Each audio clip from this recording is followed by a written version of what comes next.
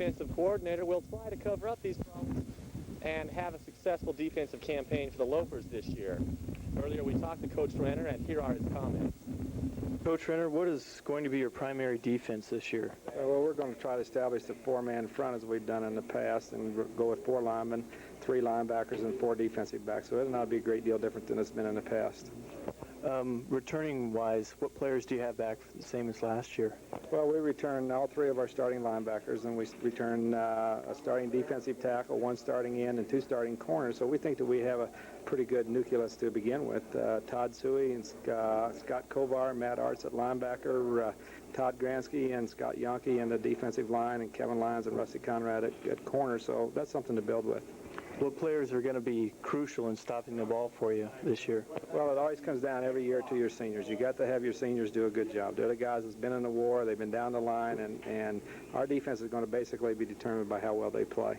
And who is the leader or primary motivator of those seniors? Well, when you get down to that kind of question, it's interesting because each position is kind of a group in itself, and we expect our senior linebackers to be our leaders for our linebackers, and we expect Todd Gransky and Scott Yonke to be the leaders for our down linemen and our 2 corners for our secondary. So in football, where you practice so much separately, you just don't have one person. Okay. What teams are going to give you the most trouble offensively this year?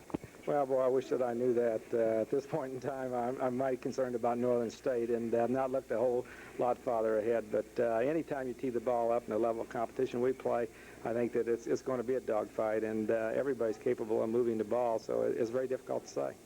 Now, against Northern State, are you going to do anything different, working on anything new? Well, yeah, we try to put some new things in, and some things that maybe that they haven't seen before. You start from your base front. You try to look like your base front, but the changes that we make will be subtle changes, and they'll be changes that probably a lot of people wouldn't notice. But you try to make your adjustments and your changes based upon your past history. The difficult thing with Northern State is we've not played them before. What do you expect for them to do offensively to come out to move the ball? Well, number one, they have the number 1 returning passing quarterback in small colleges in the country, and so we feel like that they can throw the ball really well. Quarterback doesn't get great statistics without great receivers, and they return 2 of their 3 starting receivers, and so consequently we feel like we're going to go in and they're going to run a sophisticated passing attack, and that's what our concern is at this point in time. And what differs in this defensive squad than last year? Well, again, that's just going through camp. I can't tell you a lot of things. I can tell you that this group's worked real hard. We do have experience at some positions. Some positions we're really light of experience. I would say that only time's really going to tell what the difference is going to be. And what would you be satisfied with the score on the other team scoring points? What would you be satisfied? Well, I think in this day and age in offense, I think going out and saying we're going to shut people out is unrealistic. Northern State is touting their offense. They feel like that's the strength of their football team at going into the season. I'd hate to put a number on it, but I think that we certainly got to keep that thing under 20 points. Okay. Do you think offensively you face them in going live scrimmage? Do you think that they're capable of moving the ball against Northern? Oh, our offense is a good offense. They've been together a long time. They have a lot of confidence, and they're going to be a good offense. And to a great extent, the defensive success we have will be determined by our offense in terms of ball control. Perhaps our offensive success may be determined by the defense in terms of getting some takeaways.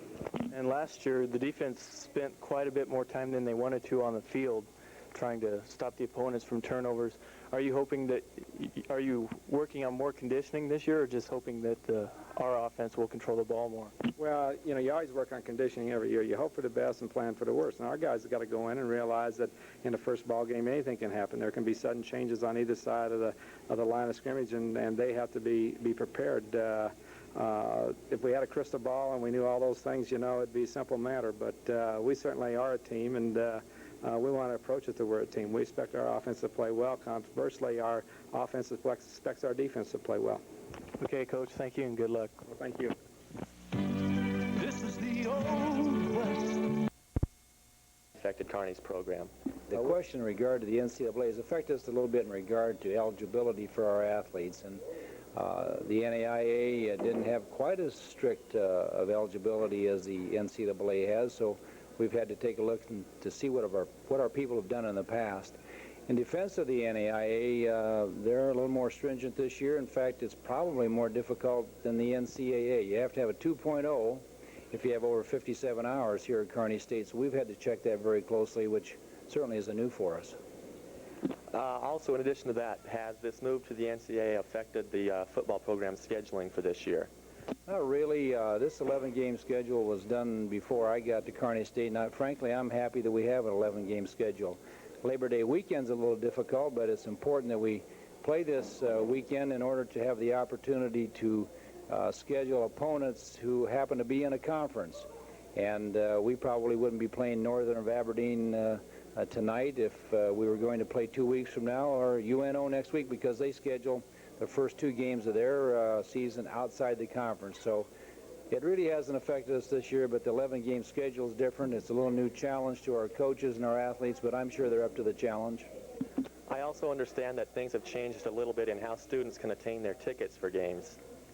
Yes, we've tried to make it as easy as possible on our student body, and last year, if you recall, we asked the student to come to Cushing Coliseum to pick up a ticket in advance. This year, all they have to do is take their student event card to the game with their identification card, and we'll punch the ticket at the stadium and let them in. I think this will be a lot less hassle for them, and we hope that they'll follow our team. And finally, I noticed a big hole out here on this side of Cushing Coliseum. How have things progressed with the additions? Well, I'm sure Dr. Lackey and I feel that the dirt should be coming out faster. We only have about 13 or 14 months to get that project done so we can move into the basketball season in 1989. I really think that we've lost some time in terms of the project because we ran into some complications that we didn't know about. But you're right, it's probably the biggest hole this town has ever seen other than the pits out on the interstate. But we're moving along and they're putting the footings in, so we're looking forward to at least a hopeful start in our 1989 basketball season. Before we get off of the facilities, I'd like to compliment our physical plan, mainly Tom Jones and Gordon Baker and Carol, our super person that paints the stripes on the field and the numbers, because I think our football field is probably as nice as it's ever been here at Foster Field, and the underground watering has a lot to do with it, but the scrutiny that Gordon Baker and Tom Jones have given it has really helped us. Well, we certainly thank you for a time. It's always a pleasure to talk.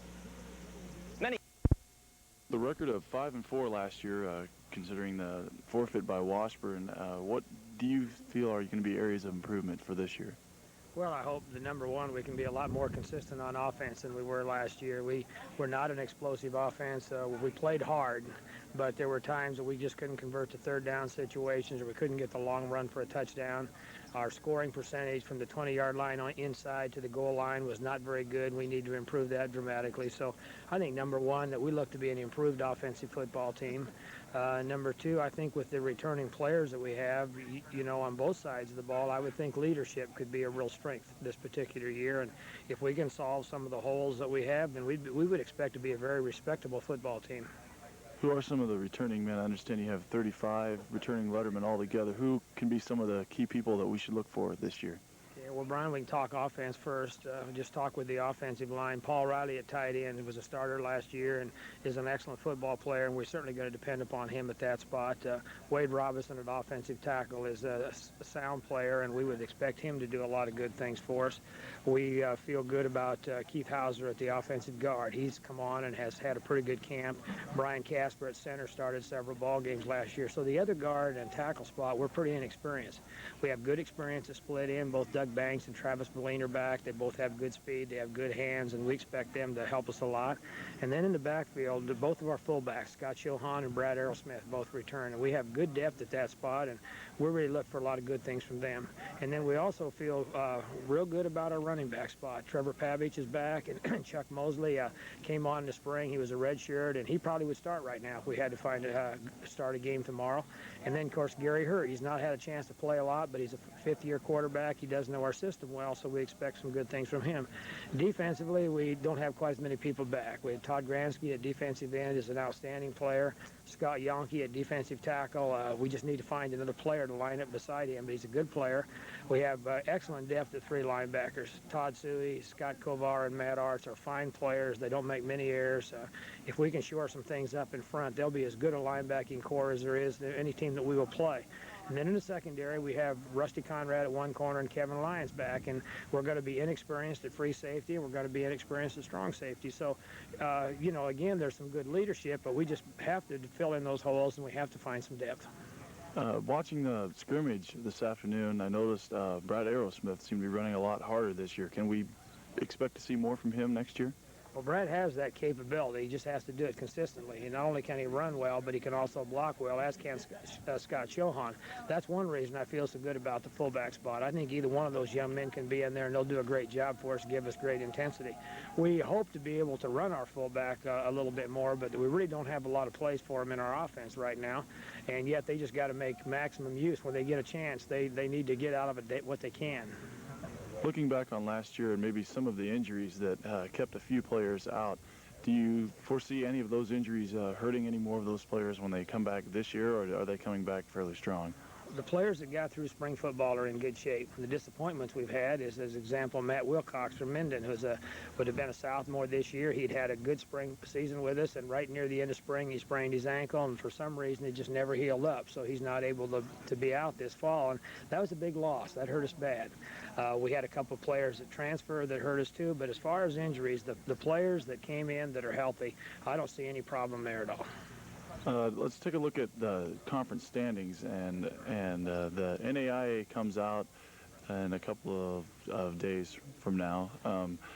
Pittsburgh will probably be up number one. How do you feel about how Kearney State will look in the standings? Well, as far as the CSIC, Brian, we were picked fourth, and I think probably that's a realistic pick. I'm not sure I agreed with the teams above us or the teams behind us. I definitely think Pittsburgh is number one. I mean, they're number one until somebody beats them.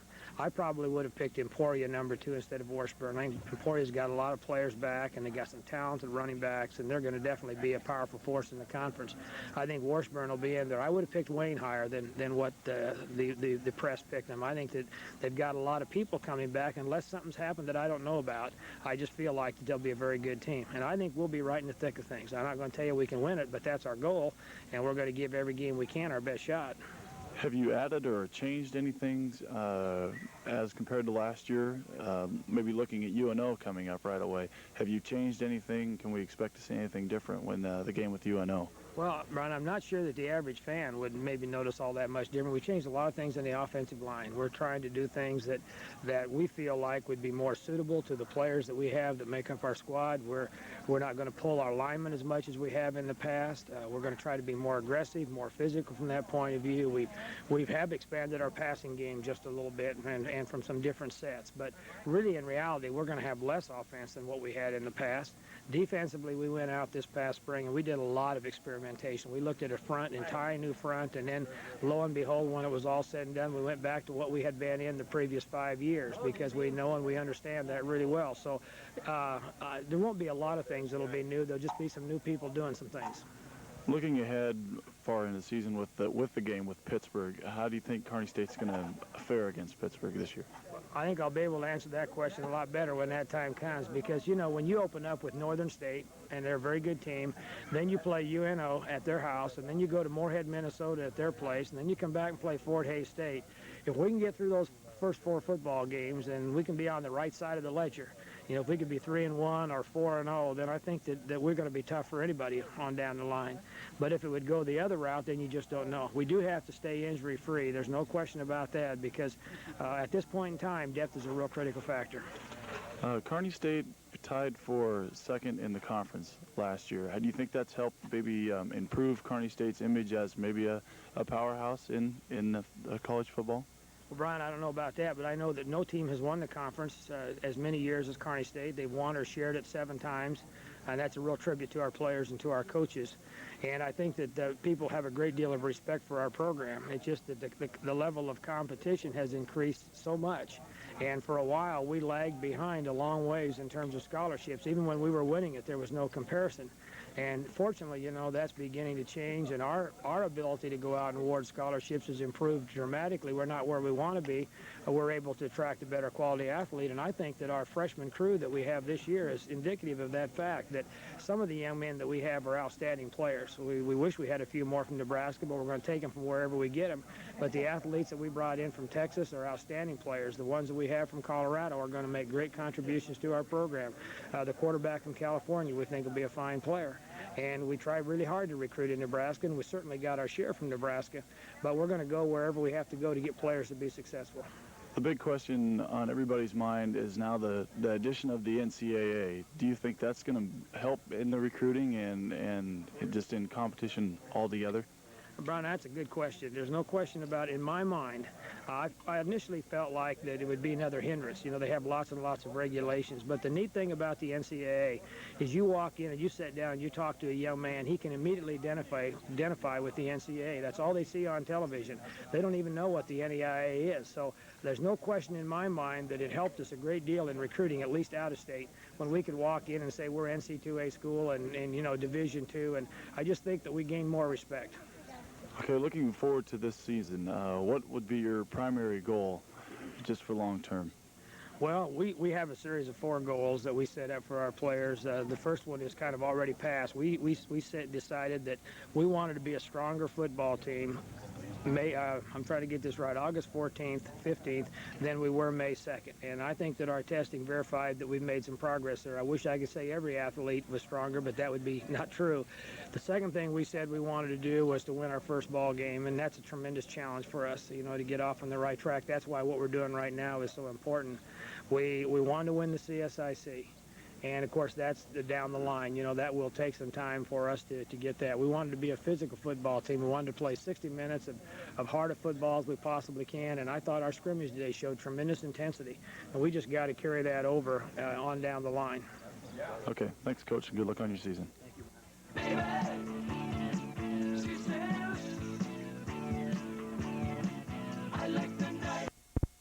At the Kearney State Antelopes open their 1988 season against the visiting Northern State Wolves. Good evening, I'm Troy Berryman. I'll be bringing you tonight's game. I'd like to welcome you by KSTV. We're bringing you all the Kearney State Loper football games this fall. Right now, I'd like to introduce my partner, Mark Woodside, who'll tell us a little bit more about tonight's opponent. Thank you, Troy. This is the 3rd year that Dennis Miller has been the head coach for Northern State, and he's got one good quarterback in Jason Landmark. Landmark's a junior, and he is the top returning passer in the nation, and he holds every Northern State passing record that they have. He has more than 4,900 career passing yards, and last year he threw for 2,596 yards and 16 touchdowns last year. That was outstanding. So Kearney State's going to have to really shut him down to even do anything. And fullback is Mike Sarda, 5'11", 220-pound senior, and he's their leading scorer from last year. So they're going to have to. The offense is looking good for Northern State. They're pretty young. Yes, Coach Dennis Miller is expecting his offense to carry his team. His defense is a little bit inexperienced, Mark. Yes, he's got a young line, and there's 3 sophomores that are on the starting line, and that's on the offense. Defensive-wise, they've pretty much got 4 seniors, and the rest are juniors, so they're going to really be trying to show something tonight. Turning to Kearney State, Claire Boroff enters this season. After coming off a slightly disappointing 1987 year, they finished 5-4. Although they only won 4 of those games, they received a forfeit from Washburn. Looking to improve the attack this year, but again, I think Kearney State is going to go at it again this year with just a grinded-out running attack. The Lopers just averaged 273 yards of total offense a year ago. That comparing to Jason Landmark, the quarterback from Northern State, he threw for 236 yards a game last year. So the Lopers are going to have some work to do. This year, again, when you say Kearney State, you're going to think defense. The defensive team at Kearney State is going to be tough again this year, led by an anchor right in the middle, Todd Suey. He'll be wearing number 52 tonight, and will be. Right now, we've got the Star Spangled Banner. Oh, say, can you see by the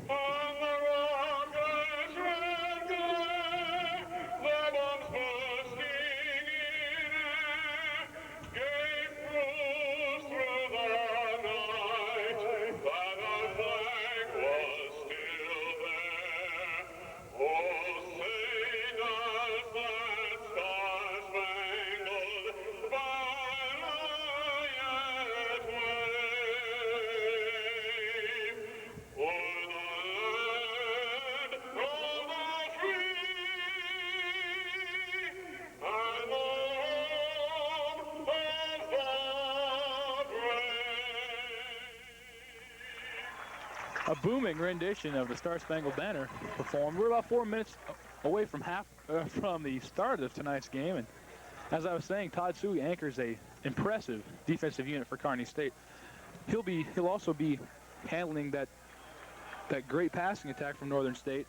Really, the people we've got to look at is in the defensive secondary.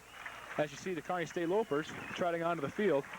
The people who really have their work cut out for them, the corners, Kevin Lyons and free safety Dan Gall, along with the right corner, Rusty Conrad, and the strong safety, Scott Baker.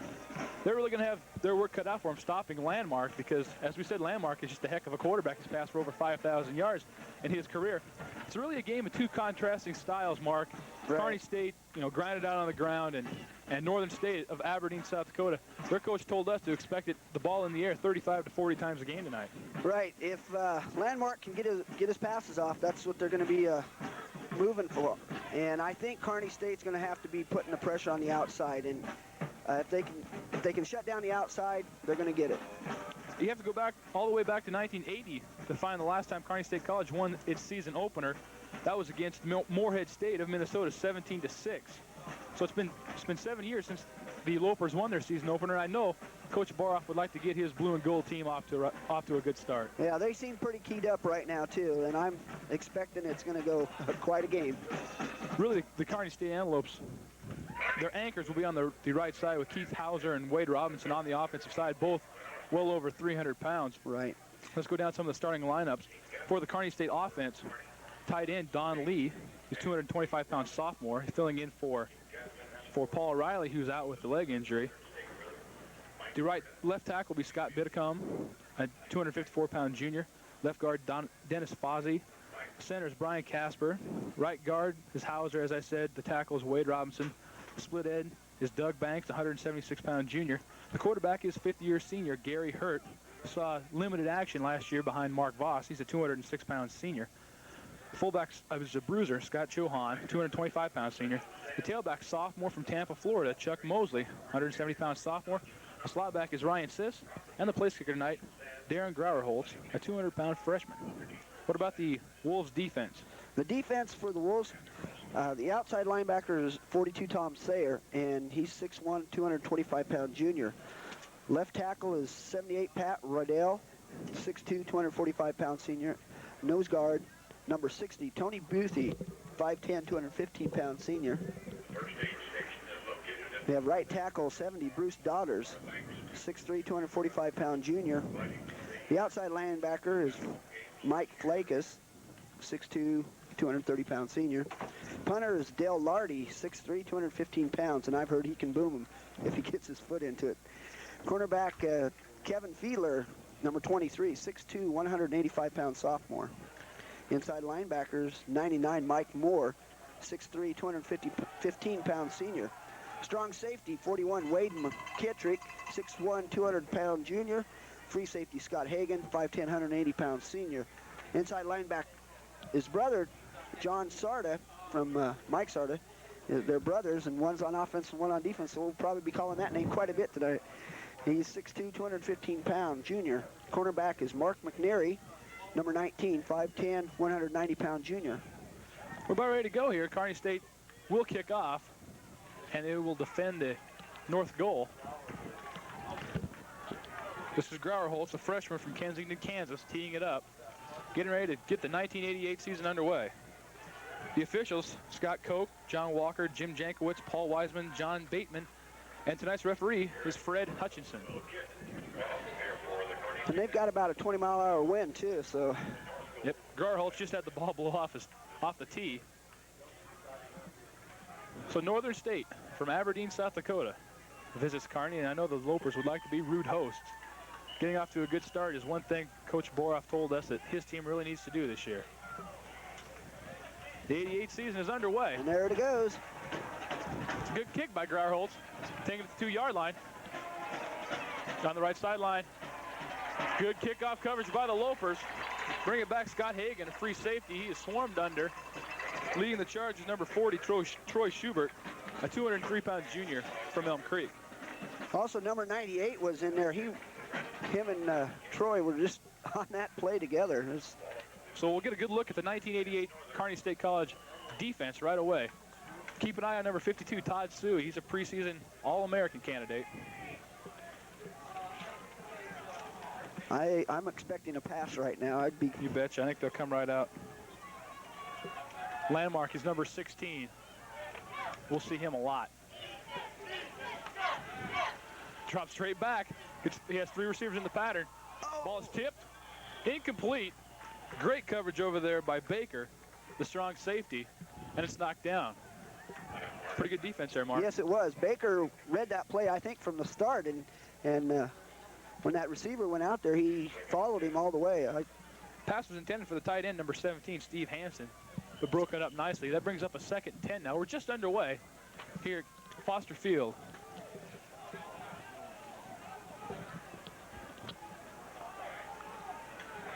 Hansen moves into the slot now, 2 wide receivers. That's Hansen in motion. Straight drop again. Floods the zone. It's knocked down, almost picked off. Scott Yankee almost picked that thing off. He gets congratulated by 87 Gransky, and now puts the Wolves in a hole. 3rd and 10. Right, if the Kearney State's defensive backs can read the plays like they have on the last 2 times, it's going to be a long night for Landmark. Landmark's favorite receiver will be wearing number 15. That's Paul Chemnitz, 5'11", 180-pound senior. Let's see if he tries to go to him here. 3rd and 10. Shifts in now. 3 wideouts in a slot. Only one man in the backfield. Landmark rolls. He's looking downfield. He's got a man off his hands and out of bounds. Intended for number 20, Aaron Bowe, a sophomore from Sioux Falls. And it's 3 downs and out for Northern State. It wasn't surprising, though. We knew they were going to pass, and 3 right in a row. I figured they'd run at least once on this first series, but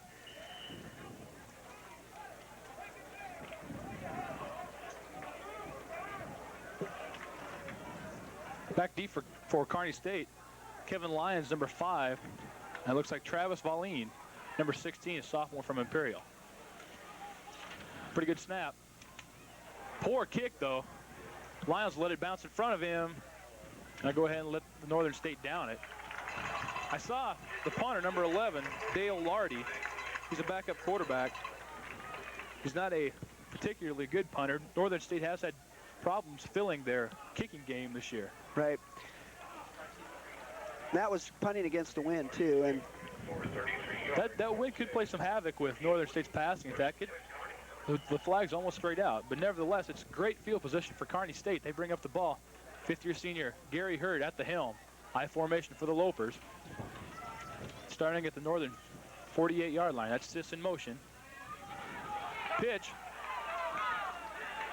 Just a couple of yards for sophomore tailback Chuck Mosley. Mosley just narrowly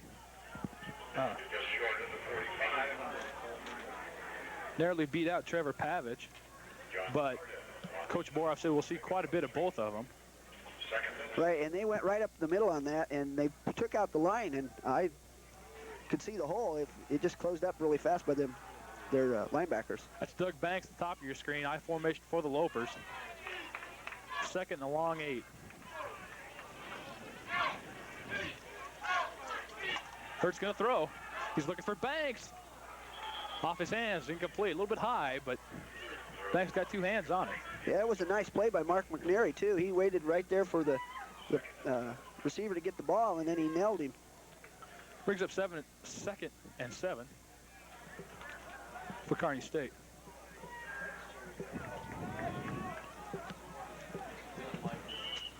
They're down 7 at the 45. 3rd and 7. Banks at the bottom of your screen. They're going to go with 2 wideouts. Hurts drops straight. Look at Pill, almost picked off. Number 41, Wade McKittrick, had a touchdown written all over that if he could have held on. He was looking at the goal line instead of looking at the ball.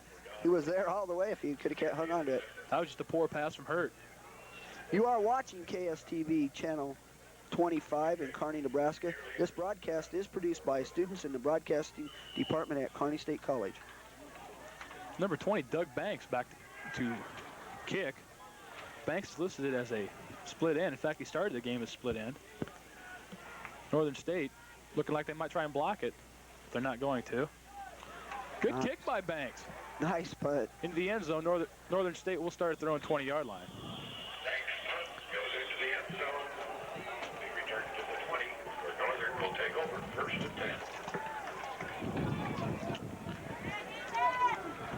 KSTV Cable USA and the Kearney State Athletic Department would like to thank the Palm Garden Lounge, El Charro del Norte Restaurant, Misco Sporting Goods, Nick's Euros, and Platte Valley State Bank and Trust for all their help in bringing you this KSC football. Now we'll see if Landmark can get back on the mark. He's 0 for 3 now against this Kearney State defense. Secondary has been playing real well. 15 Chemnitz in motion. Let's see if he tries to go to him. Straight back again for the 4th play in the row. And out to Chemnitz, he's got it. And out of bounds. 9-yard gain. And they had the pressure on Landmark that time. It just a little bit shy of there. Landmark's got a good quick release. I really think that's just a confidence builder for Landmark. Just a simple out pattern. Landmark just rifled that to his favorite receiver, Chemnitz. Yeah. Left end, Todd Gransky almost had him on that if he could have just been a couple steps quicker.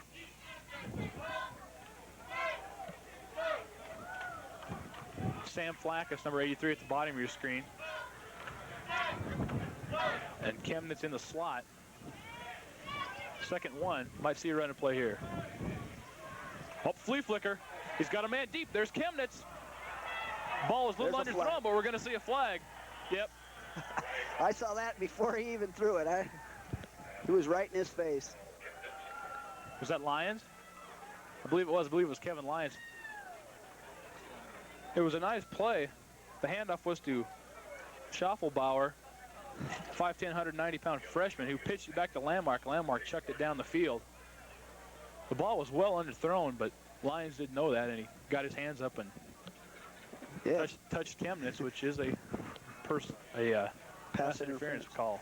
Yes, if Lyons would have been turning around and looking for the ball, he would have had it intercepted. It hit him almost right in the back. Yep. That's only a 15-yard penalty, though, in college ball. So, ball's placed down at the Northern State 44-yard line. It'll be 1st and 10. 13:19 to go here, first quarter. Just underway, no score. 2 setbacks now for Northern. Kearney State in their traditional 5-2 defense. Chemnitz in motion. Straight drop again, right across the middle, complete. Pass is caught down to the 43-yard line. That's Chemnitz again. So 2 catches for Paul Chemnitz. And Lyons got the tackle that time. He's trying to make up for his last play, I think. It's a 1st down for Northern State. Now they're marching.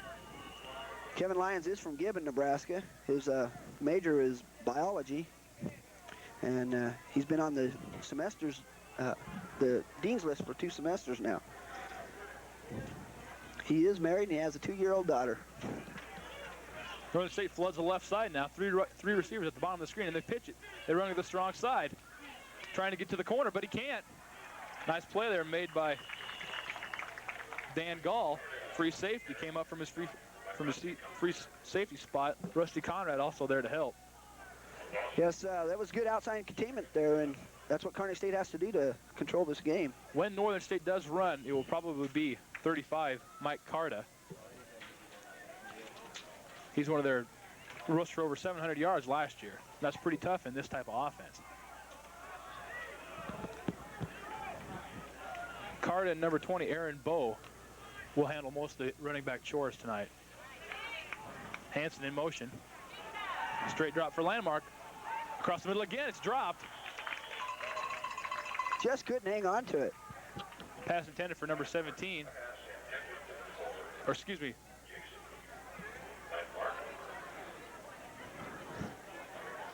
It wasn't. It was Steve Hansen, wasn't it? 17? I think it was. We don't have it listed in our program. That's right. Our program's a little messed up. But Hansen is number 17. He's the tight end. Landmark is wearing number 16. They've got Hansen now in as a slot. Hansen goes in motion again. Roll to the right. Pressure put on. Gets away. Grant Arts had a chance. Downfield now tipped and incomplete. Ball was tipped up the air. Northern State receiver almost got his hands on it. Yeah, Lyons got a tip on it. He's the one who tipped it up in the air. And it looked like Northern State had it in his arms before he went down and then dropped it. 44, Scott Yonke had good pressure on Landmark.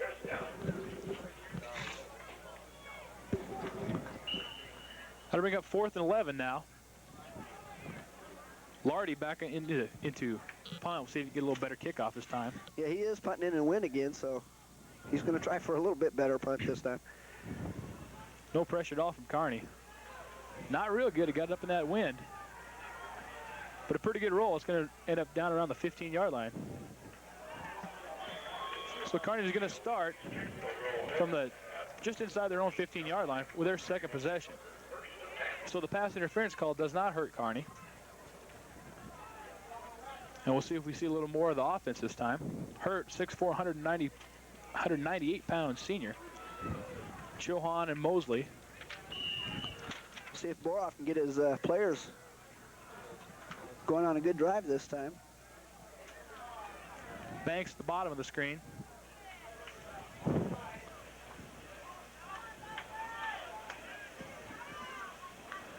Pitch to Mosley.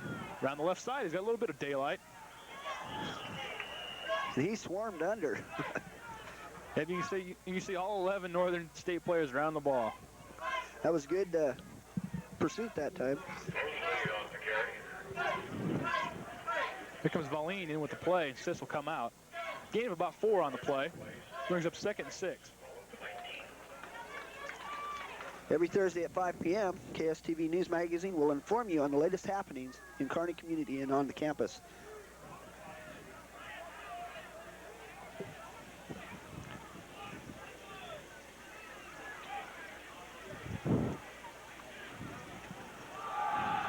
Up the middle of Chohan. Not a whole lot there. There in the option that time, Hurt thought Chohan had a better chance. We'll give him a couple yards. Bring up 3rd and about 4. So Kearney State keeping the ball mostly on the ground, Mark. Yep, they're trying to contain it, and they want to run right at those defensive tackles from Northern State, Bruce Daughters and Pat Reddle. Right, they want to wear them down in this first quarter. I think they want to try and get some wind out of them. And you see them stunting. 5 down linemen now for Northern State. Cisco's in motion. Pitch to Mosley. Around the right side, he's drilled. Nice defense there by Northern State. He's short of the first down. Looks like the first man there was number 33, John Carta. Also Brian Schmidt there. Nevertheless, it's 4th and 2, and Kearney State's going to have to punt again. I can't believe they didn't pass that time. Of course, they only had 3 yards to go, and I think Boroff was... After that first pass Hurt through, I don't know if he's real confident about it. Banks back to kick there. There's a flag down. That might work for Kearney State. We'll have to see what it's about. It's a good kick by Banks. It'll be down at the 21-yard line, but it might all be coming back if Northern State was not drawn off. That's going to be a first down for Kearney. I think they were pulled off. We'll see. Everybody's walking back.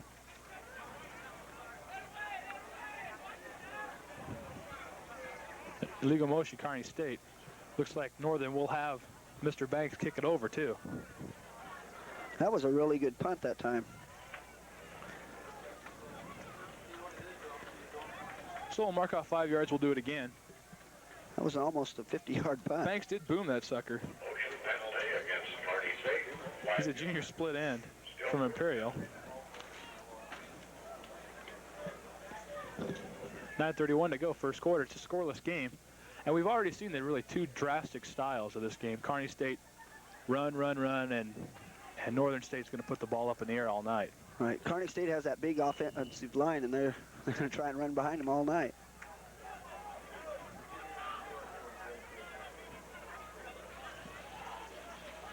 Northern State looks like they want to come after it again. Banks doesn't get off as good a punt. He's taking it to the 36-yard line.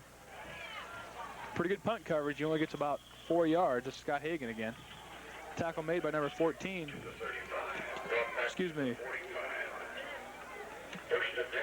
Number 15, Scott Myler, junior from Omaha. So Northern State's got pretty good field position again, starting at their own 45-yard line.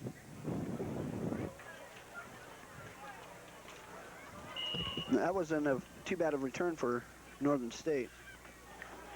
They got 10 yards from the punt return. That's Ferner at the top of the screen. And Chemnitz at the bottom. Here comes Hansen. He'll line up as the tight end.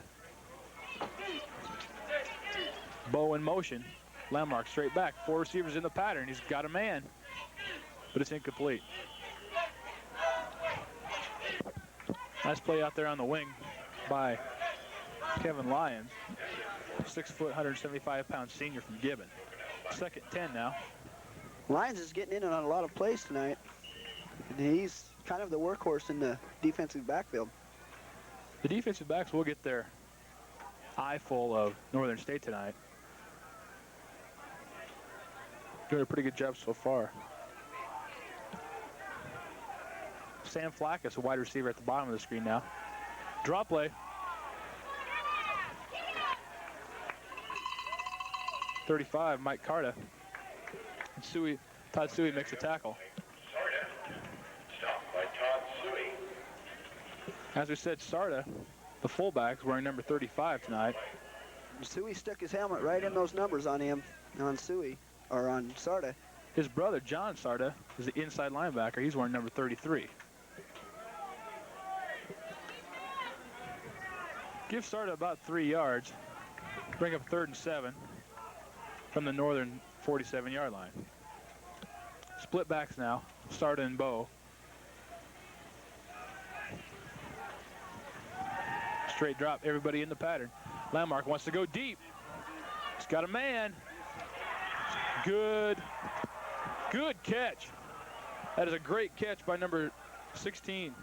And the crowd's a little bit upset about that. They thought it might have been offensive pass interference. It was close. A great catch. 5, Kevin Lyons couldn't have played much better defense than that. No, I think he had it in his hands, and the Northern State player just pulled it out. Chemnitz hauled that down. 35-yard gain down to the 12-yard line. First big break of the game.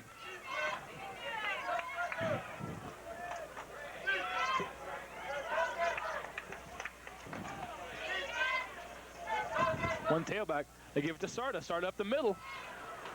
Sarda stretches for the goal line, can't make it. He's down to the 1-yard line though.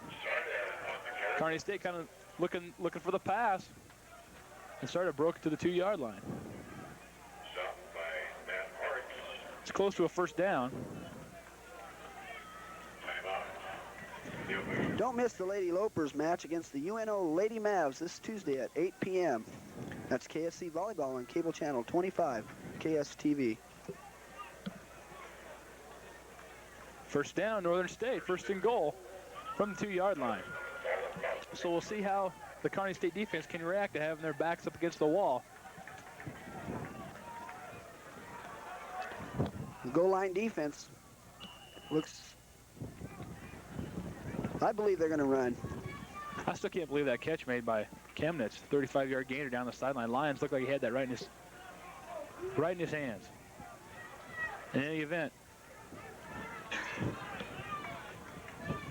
split backs for Northern. Chemnitz in motion. So you're going to sneak it right up the middle. I don't believe he made it. No indication yet. Touchdown. So Northern State draws first blood in the 1988 season. The Wolves lead 6-0 with the point after attempt coming up.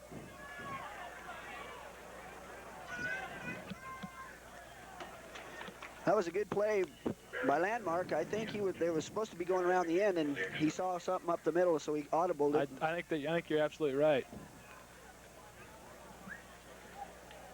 Barry Barrand, 5'6", 175-pound junior, on to attempt the point after. Partially blocked, but he got it through there anyway. I didn't see you got a hand on it. Somebody did. I didn't see it. Sailed through the goalpost. So with 7:24 to go, first quarter, Kearney State's on the short end of the stick, looking up at a 7-0 lead by Northern State. Going back to receive the kickoff, number 20, Doug Banks. Number 16, Travis Valine. Kearney State's going to have to do something now. They're going to have to throw a little more, I believe, because what they want is a ball-controlled series on this next series. They don't want to give the ball right back to Northern. They want to grind out a few first downs.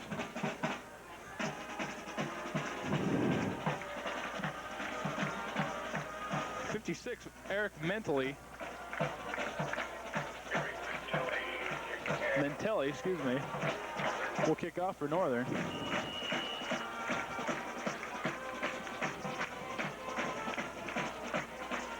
High and short. Banks takes it on the 18-yard line. He's got kind of an alley. Doug Banks gets that to the 35-yard line. Well, pretty nice hits put on him by number 42, Tom Sire. Real good stick. That was a good open field hit.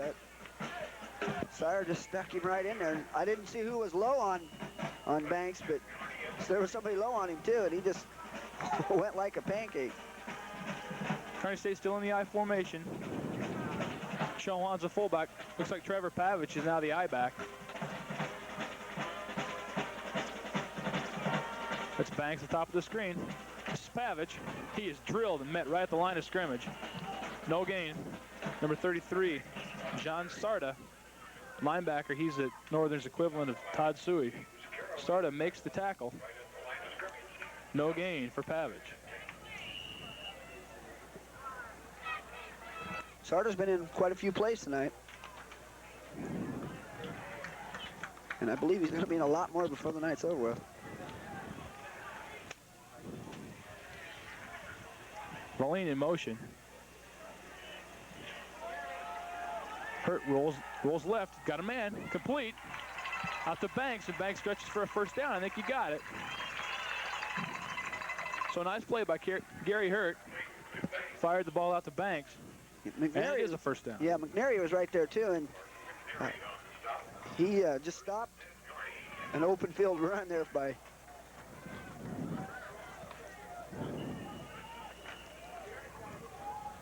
So Kearney State, I believe that's their first down of 1988. You remember last year, Kearney's offensive woes continued. If it wasn't for Jeff Norblade, the Lopers would not have scored their first two games.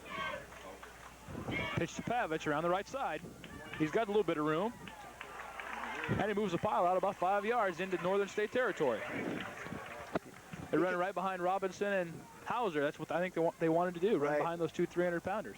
Right, he stuck his hand out. He was right in their backs. I think he was trying to push him through. I think he was trying to hide behind him. Get me through this thing.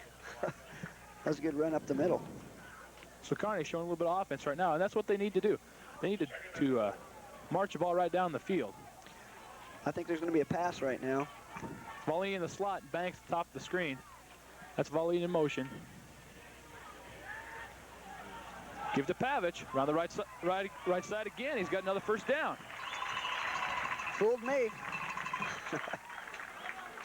So Trevor Pavich showing some life. I think Northern State was looking for a pass at that time too, because they had their defensive back spread out a little bit. They're going to bring in the change to see if Pavich could get enough for that first down.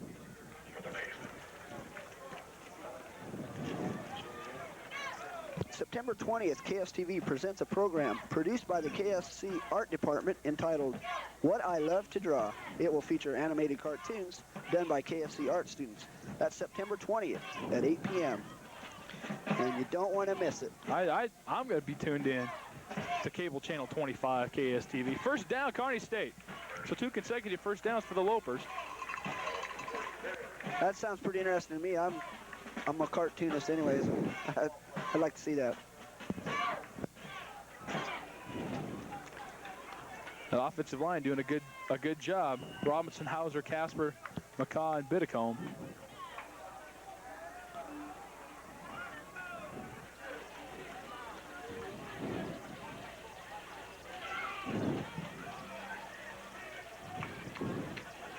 Hurt back to pass. He's got some good time. Now he might run it. Threw it into a crowd and incomplete. Was intended for Sis, but he really wasn't anywhere near the ball. It might have got their signals crossed. Right, he was reaching out there to back up to it, but McNary was right behind him. He wasn't going to let him go anywhere. So McNary's been in quite a few plays now, not really close, to the ball, but he's been around it.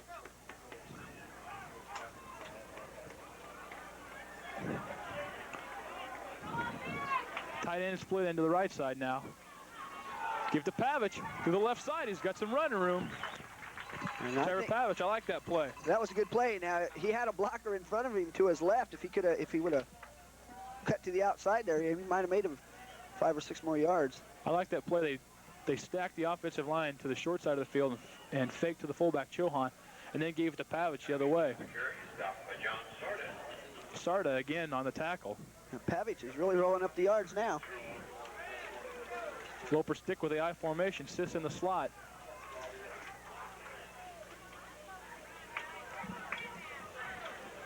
Here comes Sis in motion. Blitz coming from Northern State. Nice move by Pavich. Pavich still on his feet. Inside the 30-yard line, a great move by Trevor Pavich. I thought he was done. Tackle made by number 23, Kevin Filder, excuse me. Northern State brought both linebackers that time, and Pavich managed to scoot around him for another Kearney State first down. Ball just outside the 30-yard line now. 4:13 and counting here in the first quarter. 7-0, Northern State leads. 2 wideouts now for Kearney. Banks at the bottom of your screen, Valine at the top. I formation. Pavich is the tailback. Drop play to Pavich, the left side. There he goes, nice cut to the outside. And 7 more yards for Trevor Pavich.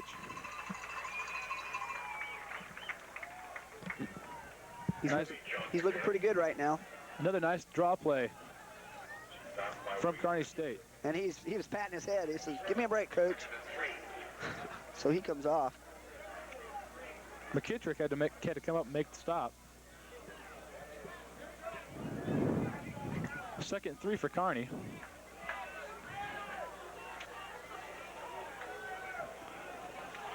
Strong right. Up the middle of Chohan. Chohan's got a first down and more. Chohan inside the 20 to the 18-yard line. Excuse me, that was Brad Aerosmith, number 45. Not Chohan. Now Aerosmith gets a hand as he comes out, limping a bit. Ryan Sis also comes out. 1st and 10, Kearney State.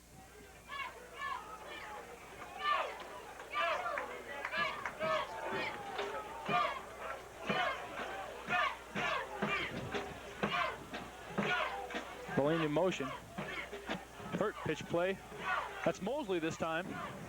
He's stacked up and knocked backwards after a gain of almost 3 yards.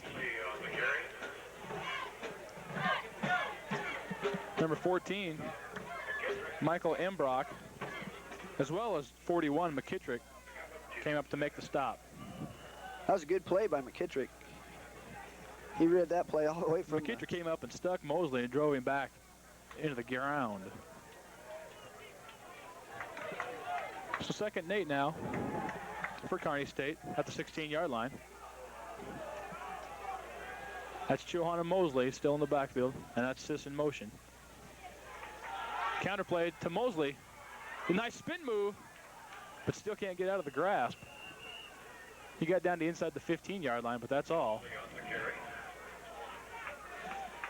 Mosley's quick. He's got some good moves. They're just keying off him too good. That was a nice spin move, but he got inside the 15, but it still brings up a very important 3rd and 6 from the northern 14-yard line. I wonder if Pavich is hurt or what's the deal. I would have had him back out there already. I see him stand on the sidelines. He looks all right. Mosley is the tailback right now. Fake, hurt, got a man in the flat, complete. Chohan came out from his fullback spot to make the grab. He caught that. He was laying on the carpet. He could have scored, but luckily it was enough for a first down. That'll make a 1st and goal from the northern 7-yard line. That was a nice play. They faked to Chohan, then faked to Mosley, and Chohan found himself a nice open spot. Right. Out in the flat. Fake left and go right. So 1st and goal, Kearney State. There's a give. Mosley grinding it out on the inside the 5 to about the 3.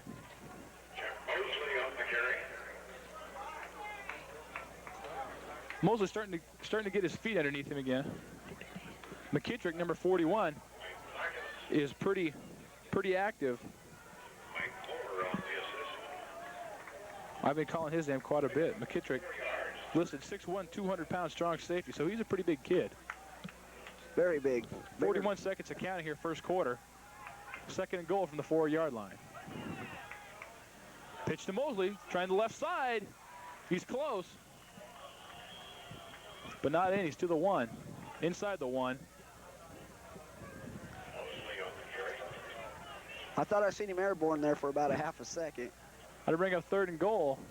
That might be the last play of the 1st period. I think I'd call timeout or get a playoff anyways, get in there and score so you'd be kicking with the win. We're going to try it. 3, 2, 1. They didn't get it off. They're going to say they didn't get it off. That was close. I thought he got it off. So at the end of 1 period of play, Northern State from Aberdeen, South Dakota leads Kearney State 7-0.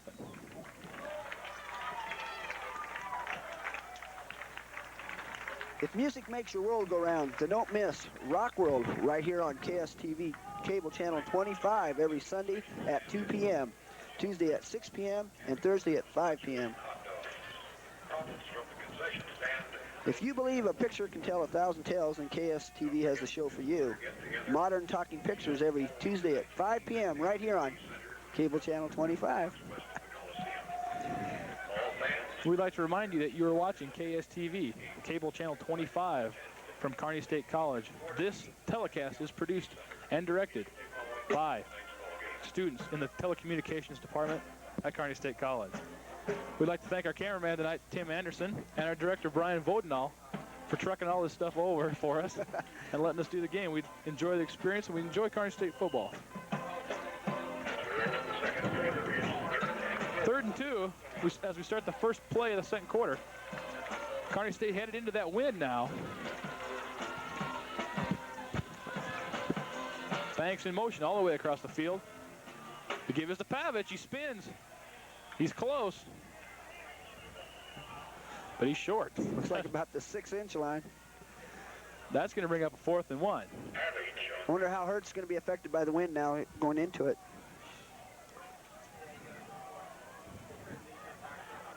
It's close. Inches from the goal line. So 4th and 1. You figured Coach Boroff's going to go for that. He's been grinding yardage out all night. He's got to be hoping that his team can get 6 more yards. Think up the middle to Pavich? I'm thinking Pavich is going to get the ball. Up the middle. He's the workhorse on this drive. The crowd's starting to get into it now.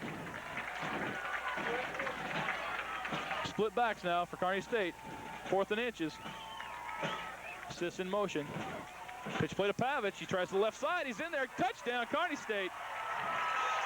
He was met at the line by 19 McNary. Pavich did do a good job of making sure he got in the end zone. He was hit at the goal line, but he extended himself and got himself into the end zone. Good play.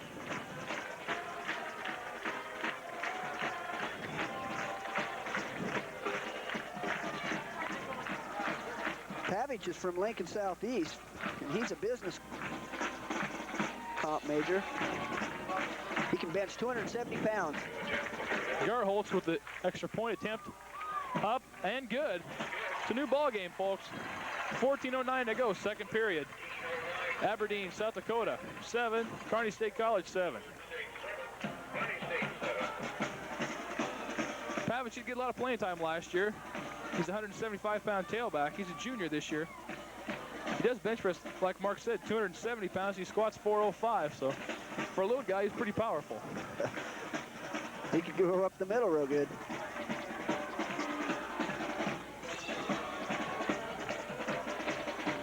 There you see some of the Spirit squad from Kearney State College.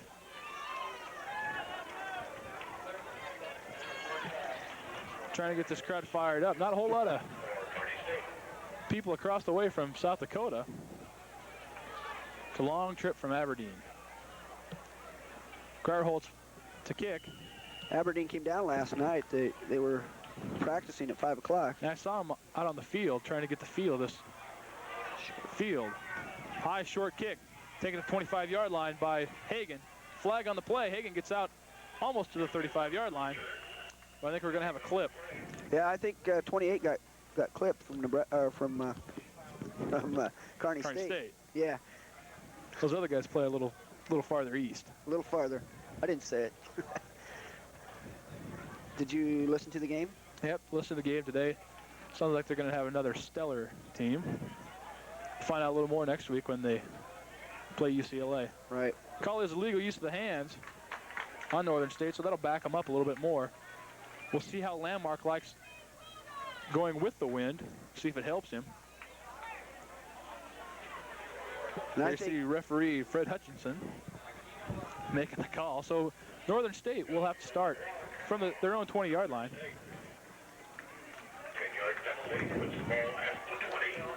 The Kearney secondary, number 5, Kevin Lyons, number 2, Scott Baker, number 11, Dan Gall, and number 5, Kevin Lyons. They're going to see the ball up in the air, as well as Rusty Conrad over on the right corner. Split backs for Northern, 3 wide receivers.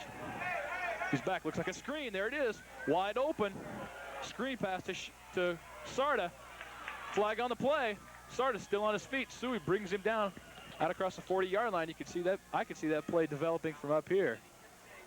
What do you think it was? Do you think it was a face mask? We'll see. No, Well, I see Lyons pointing towards Northern State. But he's right, it's a clip. So the 20-yard gain is nullified by the clip.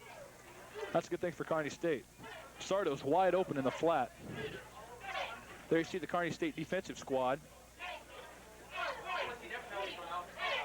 Now they're going to take the 15 from the point of infraction or from the line of scrimmage.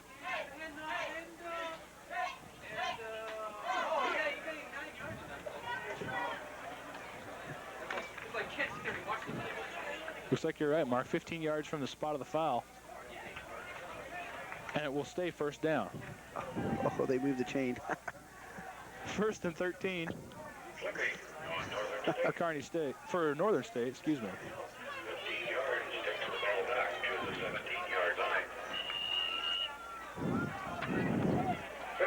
83, Sam Flack is at the bottom of the screen.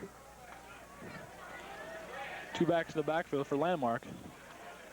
Now there's one as Chemnitz goes in motion. Drop back, timing pattern for Chemnitz. He's open, bobbling the ball. He didn't, incomplete. Chemnitz bobbled the ball and could not stay in bounds. He was just right on the edge when he was trying to hold on to that. But that'll show you the arm of Jason Landmark. He hung that ball up almost perfectly for Chemnitz. It was right there. Chemnitz had his man beat. Yep, Lyons was beaten on the play. Luckily, if you're a Kearney State fan, Chemnitz couldn't hang on.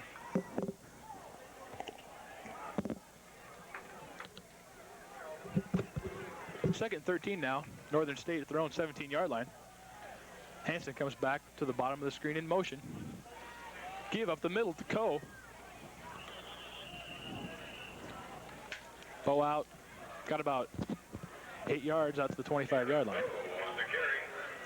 Bo went for more, huh? 99 Kurt Metzger limping off the field.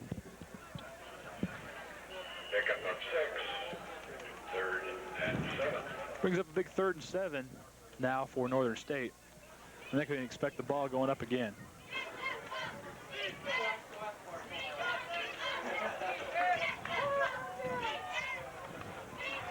Watch Landmark on this one. It's going to go clear to the other end of the field. Bowen started in the backfield. Chemnitz at the bottom of the screen. Straight drop back for Landmark. Across the middle, he's got a man, but he overthrows him.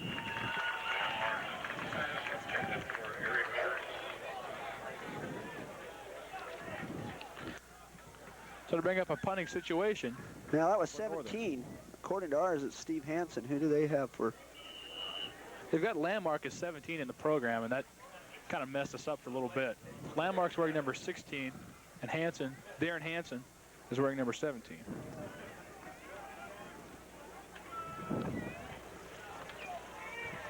Good snap. Not a real good kick again. Ball's taken at by Valine. He's trying the other side, but he's brought down by number 97, Brian Schmidt. Kearney State has got pretty good field position. But they will take over at their own 43-yard line. Now we'll tied 7-7. We'll see how Hurt can do now against with his passing. We'll see who Coach Boroff decided to send back in at the tailback spot.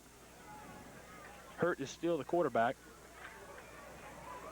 Looks like Mosley, and Chohan is a fullback. Mosley the tailback. Sis and Banks at the bottom of the screen.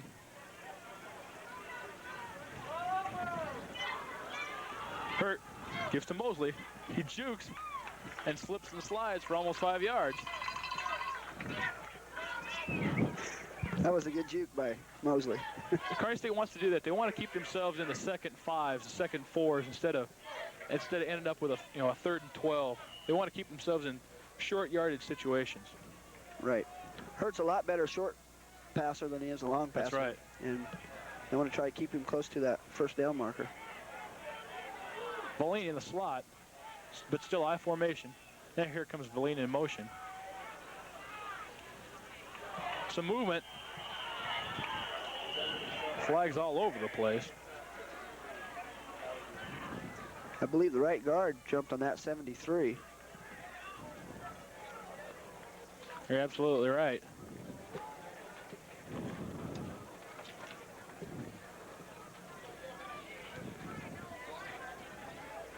I believe it was 73, Keith Hauser.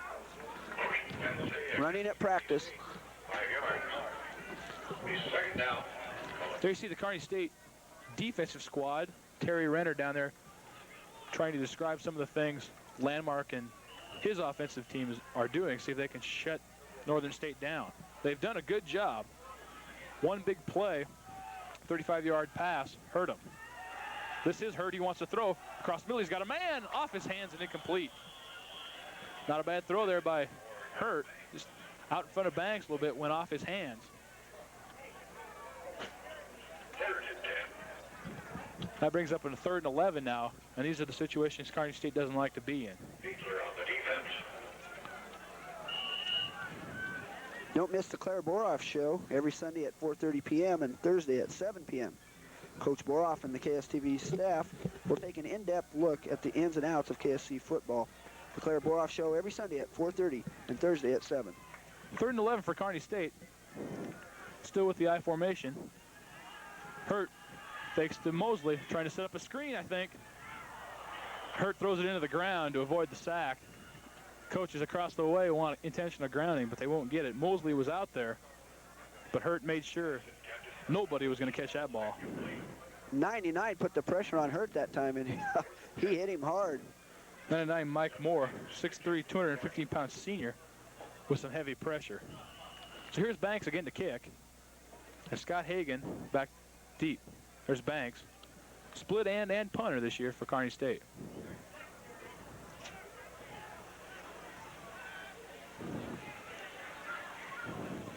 Some pressure put on. but he gets a kick away and a pretty good roll down to the 25-yard line. So with 11:24 to go, Northern State will take over at their own 25-yard line. When you aren't watching KSTV, tune your radio to 91 Kick FM and listen to KSCV. KSCV features area news, weather, sports, and an interesting blend of contemporary music. That's KSCV 91.3 on your FM dial. You betcha, KSCV. We play good tunes. Split backs for 4, Northern State. 3 wide receivers. Hansen's number 17 is listed as a tight end, but he never goes down into stance.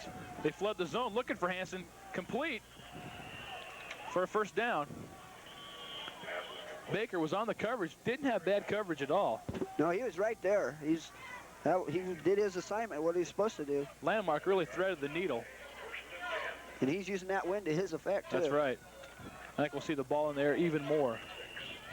He's looking a lot more confident right now. Really, Baker couldn't do a whole lot more. He was right there. Landmark and Hansen hooked up perfectly.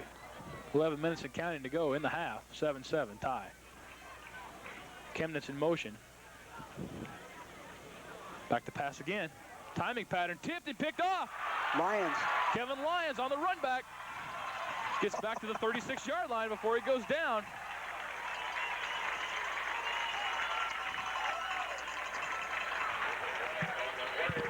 There's a flag down. We'll have to see if it occurred after the interception or not. 83 and 61 from Northern State made that tackle. Illegal procedure on the play by Northern State. Kearney State will decline that and take the ball, I assume. That was Sam Flackus and Steve Benson making the stop. First and 10, Kearney at the Northern 26-yard line. You are watching KSTV, cable channel 25 in Kearney, Nebraska. This broadcast is produced by students in the broadcasting department at Kearney State College. So Kearney State with a big break. They bring it up. Pavich is now back in the game at the tailback spot. I believe that's Shohan still at fullback. Assist is in the slot. Pitch, here comes a reverse to Banks, trying to get around the corner. He does, but the Northern free safety, number 23, Kevin Fielder, came up. He wasn't fooled at all. Northern State read that all the way. I think if Pavich would have kept the ball, he would have gotten a lot farther. So a lot of excitement for a loss of just a little bit. We'll call it second and a long 10.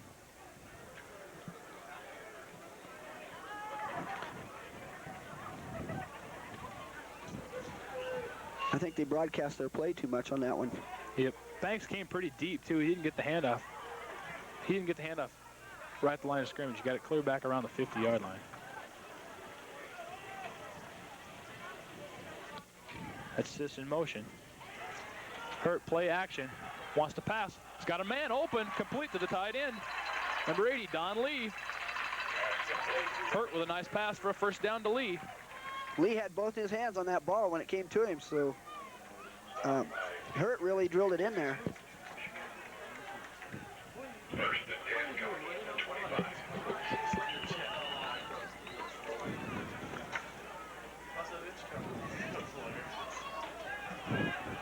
25. 2 wide receivers now for Kearney.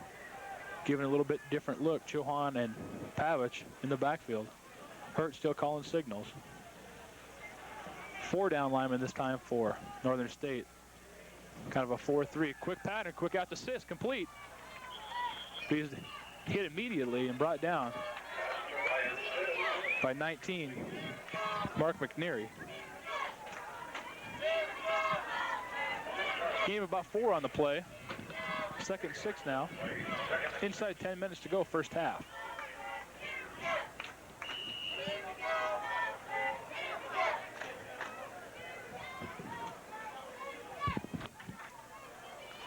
I expect Kearney State to be passing on this play.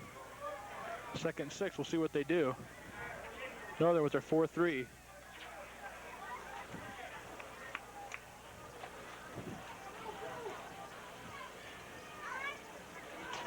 Give to Pavich up the middle. Pavich all the way inside the 15 to the 13-yard line. Trevor Pavich is really running the ball well. That was a good play up the middle. Not to take anything away from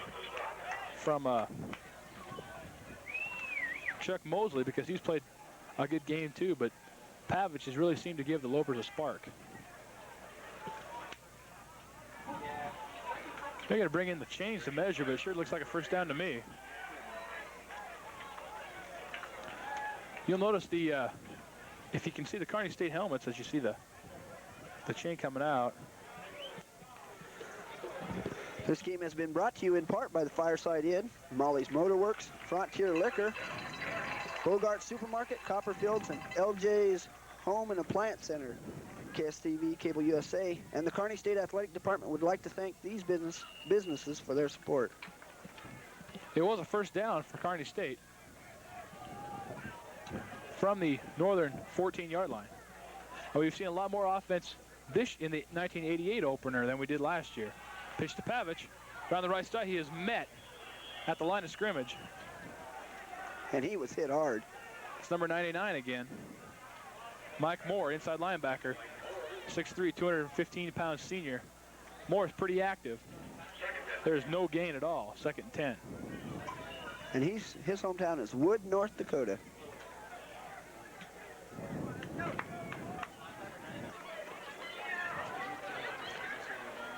Two wide receivers. Kearney State trying to spread the field. Spread Northern State's defense. Fake. Hurt wants to throw. He's got a man. Complete to the 10-yard line. That's Chohan again. That same little pattern. They fake it to Chohan, and then he just kind of floats out, tries to find an open spot. He did again. Gain of about 5 to bring up a 3rd and 5. Hurt needs to pull his passes up. He's throwing them too low, and his receivers are having to bend over for him.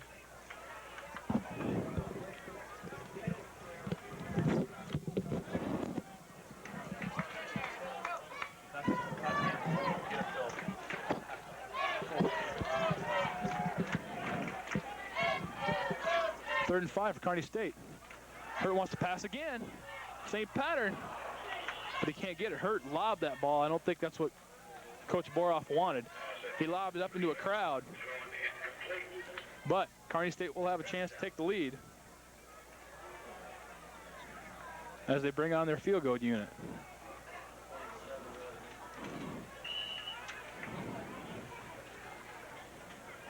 Grauerholtz is, oops, excuse me. Go ahead, Mark. Go ahead. Grauerholtz will be in to attempt the 27-yard field goal. It's up, it's high enough, and it's good. Kearney State College leads in this 1988 opener, 10-7. 7:38 to go, first half. I was going to say earlier, they needed to make that because going into halftime on your first game with a 3-point lead, even a lead like this is great. And it kind of relaxes the guys at halftime a bit. There is 7:38 to go, and with this Northern State offense, there's enough time for Northern State. That's right. Led by Landmark, they can pretty much score whenever they want. There you see the Kearney Dixieland Band. The Kearney State Band Taskers will not perform tonight. It'll be the Dixieland Band instead.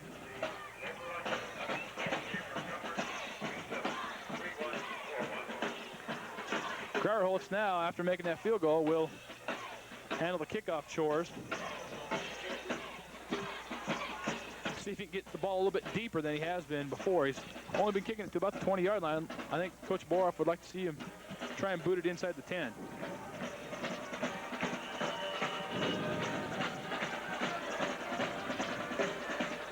There's Grauerholtz's boot. A little bit deeper this time. Taking it at the 13-yard line. See what he's got a hole, but Kearney State kickoff coverage team does a pretty good job. Northern State will start from their own 27-yard line. Scott Woodward was the first man down to make the tackle. Woodward was the outside man on that play, and he saw that the running back, the receiver, was coming up on this, and he cut to the inside. He did a nice job making sure the kick returner didn't get outside of him. That's really his responsibility. Just make sure nobody gets around you and you force the play back inside. Right. Split backs for Northern. Landmark still in the backfield. That's Bo in motion. Rolling. Big pressure put on and a sack. Matt Arts. Arch just shot in there from nowhere, just on the right side of the line, Kearney State line, and he just hit him hard. One of the few times you see Kearney State blitz, and that time Arts came full force. 6'1", 212-pounder from Lincoln East. Landmark was just swinging his arm around like he'd... Looks like they wanted to set up another short pass into the flat, maybe a screen, because it was a pretty slow developing play. Loss of about 10 on the play to bring up 2nd and 20. He really fell back on that one. He goes back deep in the pocket. It's Art, Suey, and Kovar, the linebacking unit. See the 4 down linemen. Here they come again with another blitz. Just trying to set up a screen. They got it. There's Sada, but he gets out of bounds. There goes a late flag down also. Hit out of bounds.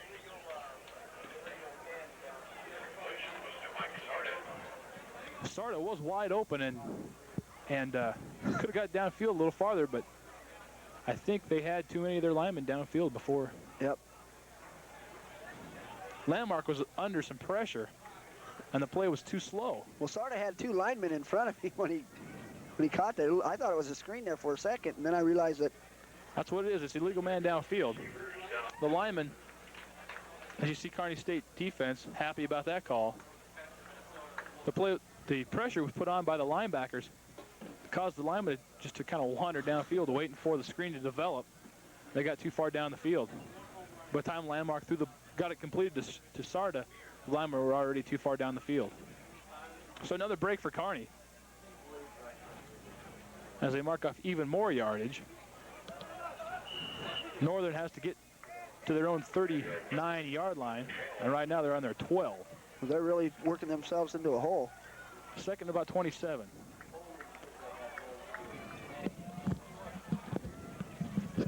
.634 to go in the half. Straight drop. Now here comes Landmark rolling right. Got a man open. Complete. Pass is complete. The crowd doesn't like it. That was right on the line. Kearney came down with the ball and the completion. Chemnitz gets out to the 34-yard line. That was almost just like that earlier play where Chemnitz dropped it out. He right. bobbled it up and then went out of bounds. It's a nice play. He started with his straight drop and then faded to the right, waiting for Chemnitz to clear, and he got him the ball. 3rd and 5 now. Landmark sets in there too.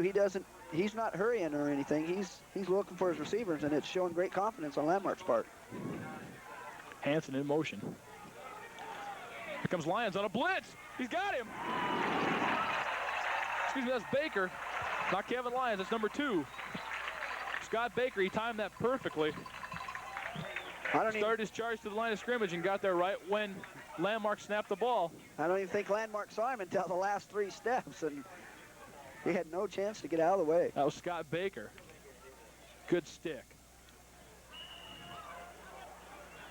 So that forces Northern into a punting situation. 4th and about 13. Valine and Lyons deep.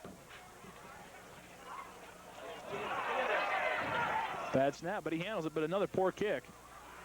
And a good bounce. Lyons had a little trouble handling it, but he grabbed onto it right before he was hit. Kind of a dangerous play. From the punt to the return, it was pretty dangerous. John Sarda was the first man down the field to make the stop. 5:36 to go, first half. Kearney State leads 10-7. And the defensive unit's surrounding up again. I think after last talk, Renner had his defense fired up. Yeah, Renner's got to be a little happier with his defense. 1st and 10 from the Kearney State 33-yard line. Mosley is the tailback again. But Chohan gets the ball right up the middle. Chohan grinds out for about 8 yards. Refuses to go down. Yeah, it was a nice move by Chohan, too. He sidestepped two linebackers right up the middle and before he got stopped. He did get 8 yards. Chohan makes it 2nd down and 2.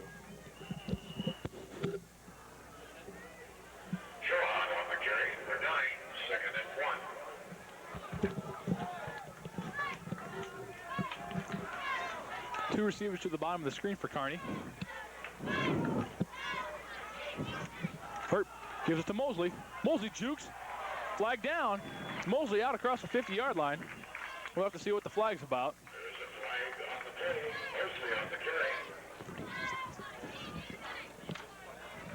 He almost got away from that too when he was getting tackled by 41 McKittrick. He almost spun out of his hands. It's going to come back though, holding call on the Lopers. We'll march it back.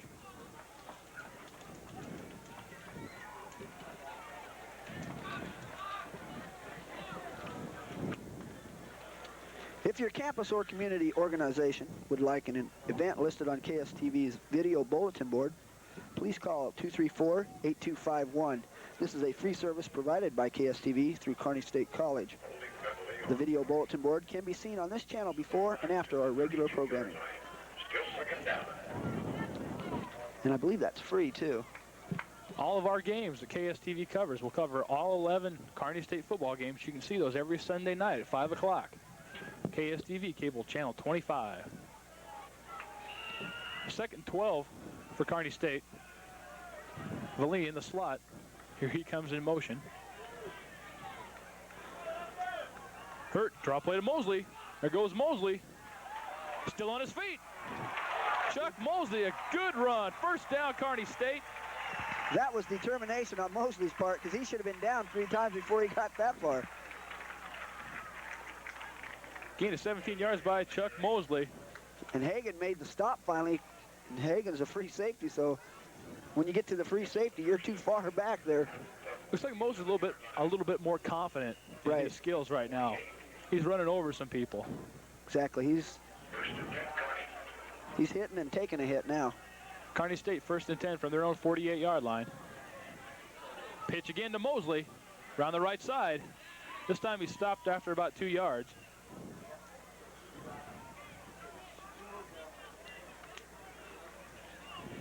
On that last play there, Mosley was looked like he was going to be cutting to the outside, but he cut to the inside, and he had 3 North Dakota State players on top of him.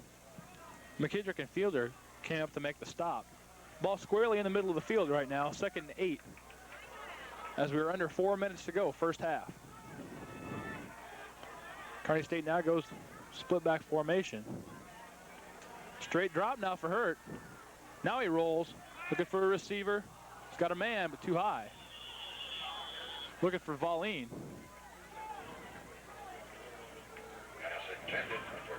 Thought he was going to pull it down, tuck it under his arm, and take off. But he threw the ball right before we crossed the line of scrimmage. Brings up 3rd and 8 now for Kearney.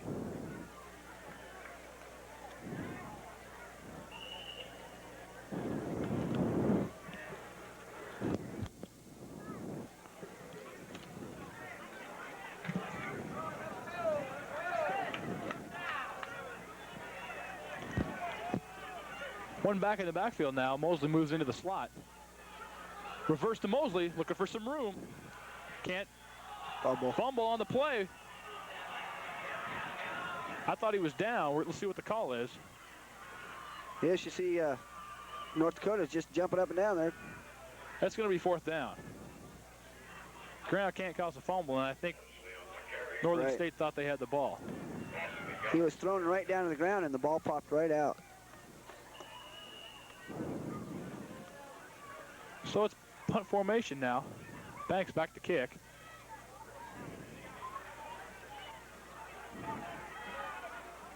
Watch the pressure.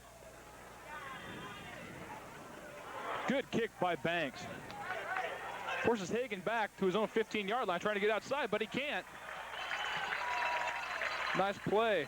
Looks like Rod Thayer, number 38, on the stop. Didn't let Hagan get outside and keeps Northern State back inside their own 20-yard line.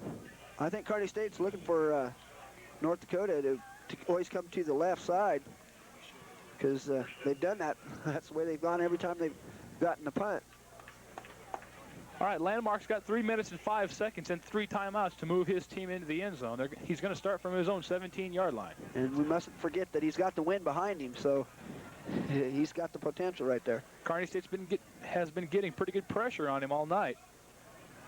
Here comes Arts again, little swing pattern out in the flat. Not there, though. Incomplete, intended for Sharda. Kovar was out in Starter's face. Make sure he didn't get any. Make sure if he caught the ball, he wasn't going to go anywhere. Kovar had good pursuit on that one. And I think Sarda was just a release point for Landmark if his his receivers were.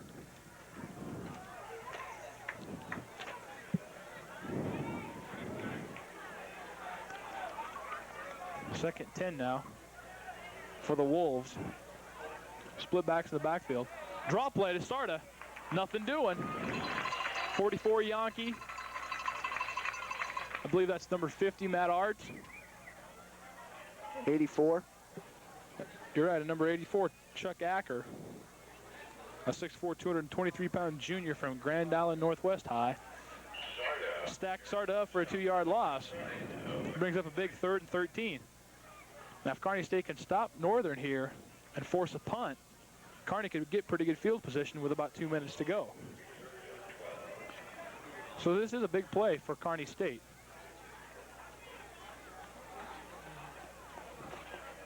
That's Chemnitz at the bottom of your screen.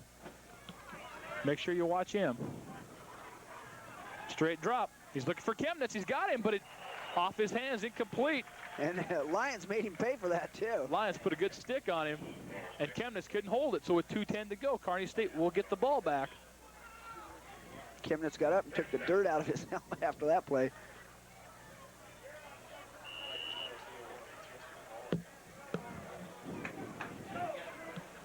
And if Northern State can't get off a better kick than they have been, Kearney State's going to have good field position. Lardy still in to punt. He'll punt from his own goal line. A fair kick. Lions is going to call a fair catch at the 47-yard line. Kearney State's got 2 minutes and 3 seconds to try and get something on the board. That was a wise choice by Lions there.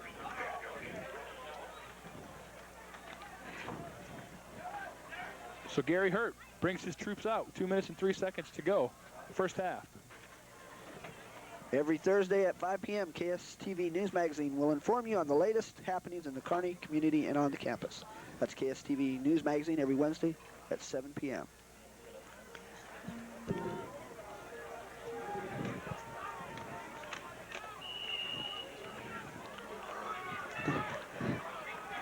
Mosley's the tailback.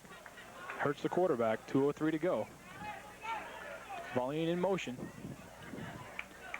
Hurt rolls. He's got a man, but he overthrows him. Incomplete. Intended for Don Lee, the tight end, filling in for the injured Paul Riley. I don't know if Riley's suited up tonight or not. He's got an injured lower leg.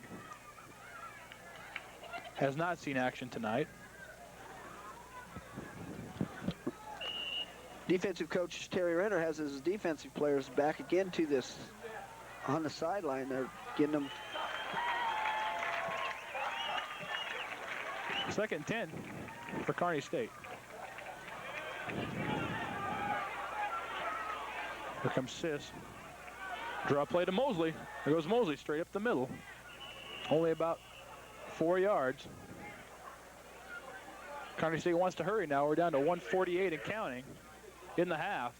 I know they want to get at least 3 out of this if they possibly can. With the wind, though, I think they're going to have to be inside the 30 to... You're right, the wind has died down a bit, but it's still blowing from the north right into Kearney State's face. And they're taking their own sweet time about it. We're down to 1:25 to go, first half.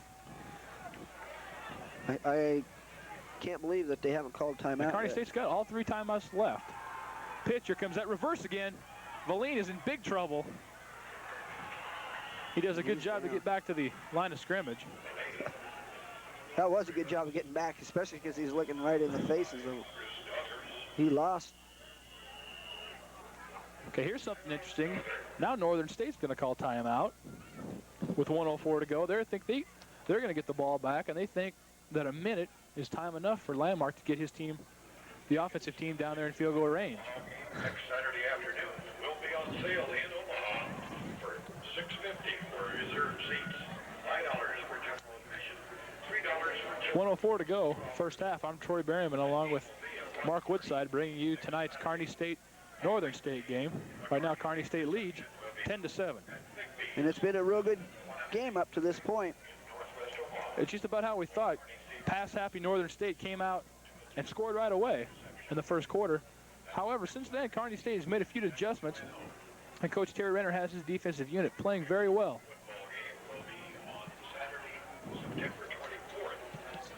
Banks back to kick.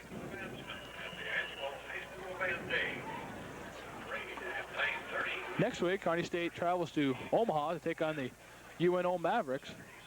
That's going to be a tough game. Caniglia Field in Omaha. Tough game for the Lopers. We'll be there bringing you all the play-by-play action. Banks punches it downfield, hoping for it, and he gets it out of bounds. He really can't be very happy with that.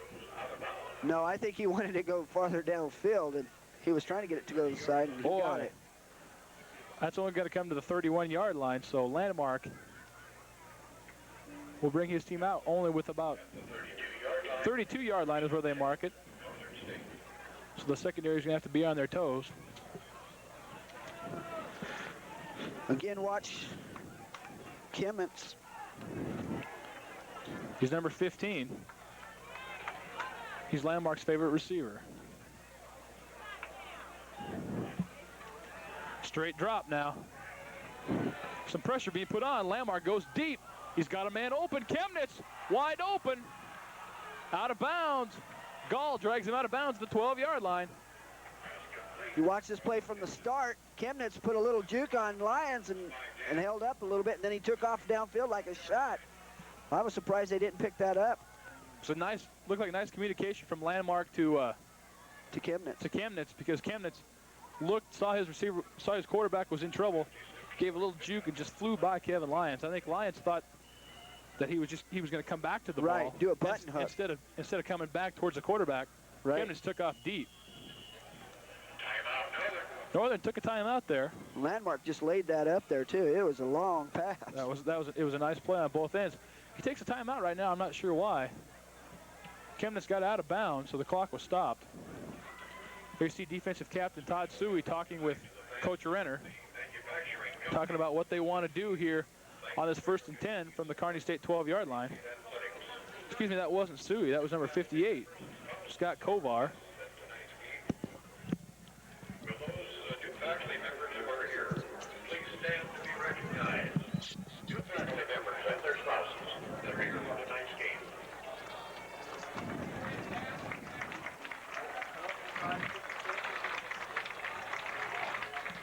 Welcome to Kearney and Kearney State football. The Lopers have looked fairly impressive, especially on offense. I came to the scrimmage last week, and it looked like the offensive side of the ball was a little bit less developed than the defense, but tonight behind a strong running attack from Mosley and especially Pavich in the first quarter, Kearney State has ground out quite a few yards.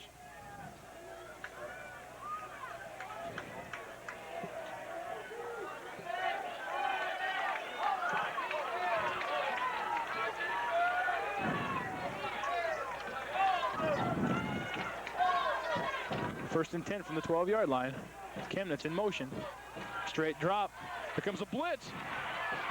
Into the end zone. Touchdown. Touchdown. Oh. A nice, beautiful catch made by, number 17. Landmark was in the grass. He was going down when he threw that. That was an excellent pass. Completed to Steve Hansen, senior tight end, in the back corner of the end zone. In fact, his jersey was almost pulled off. Yeah.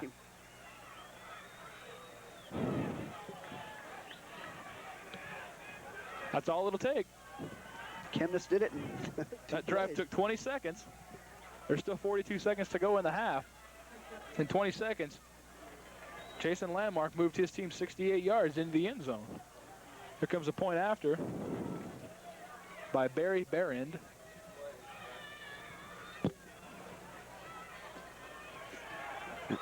He hooks it through there. So with 42 seconds to go, Northern State takes a 14-10 lead. That's really kind of a demoralizing fact for Kearney State with that long pass play. Right. Drive only took 2 plays, 2 pass plays, 2 completions. And both of them had, they actually had good coverage on them, except for that. The long pass, right. Lions just got beat. Then their Hanson 6'3" just out-jumped the shorter Kearney State cornerbacks for the score. So Kearney State's a little heartbroken right now. So we'll see number 56, Eric Mintelli, handle the kickoff duties.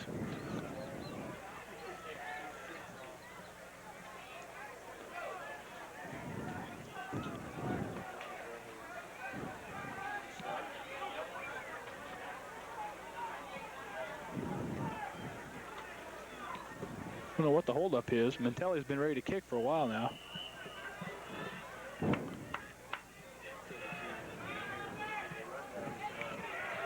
Another low, short kick, taken at the 10-yard line by Valine. Up the field, Valine follows some blockers, gets out over the 30-yard line to the 33. I expect we'll see some passes now for Kearney State.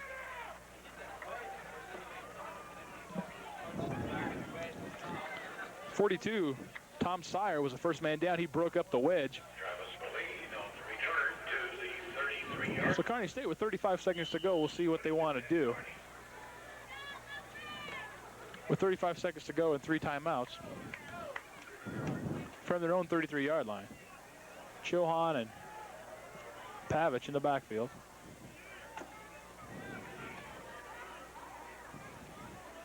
Draw play to Chohan. He's submarined under. Number 60. Yeah, he read that play all the way. Tony Booth shot in from his linebacking position and dumped Chohan. I think that'll just about do it for the first half as far as Kearney State is concerned. I can't believe they're not calling timeout. 2nd and 16 now. I think they're just going to be content to go into the locker room and think of what they can do better in the second half. It looks like they're going to try and get one more play. Looks like they're going to try and prove me wrong. Nope. So that's it. At halftime, the score is Kearney State 14, Aberdeen, South Dakota 10. We'd like to stay tuned for the second half, and it will get underway right after this.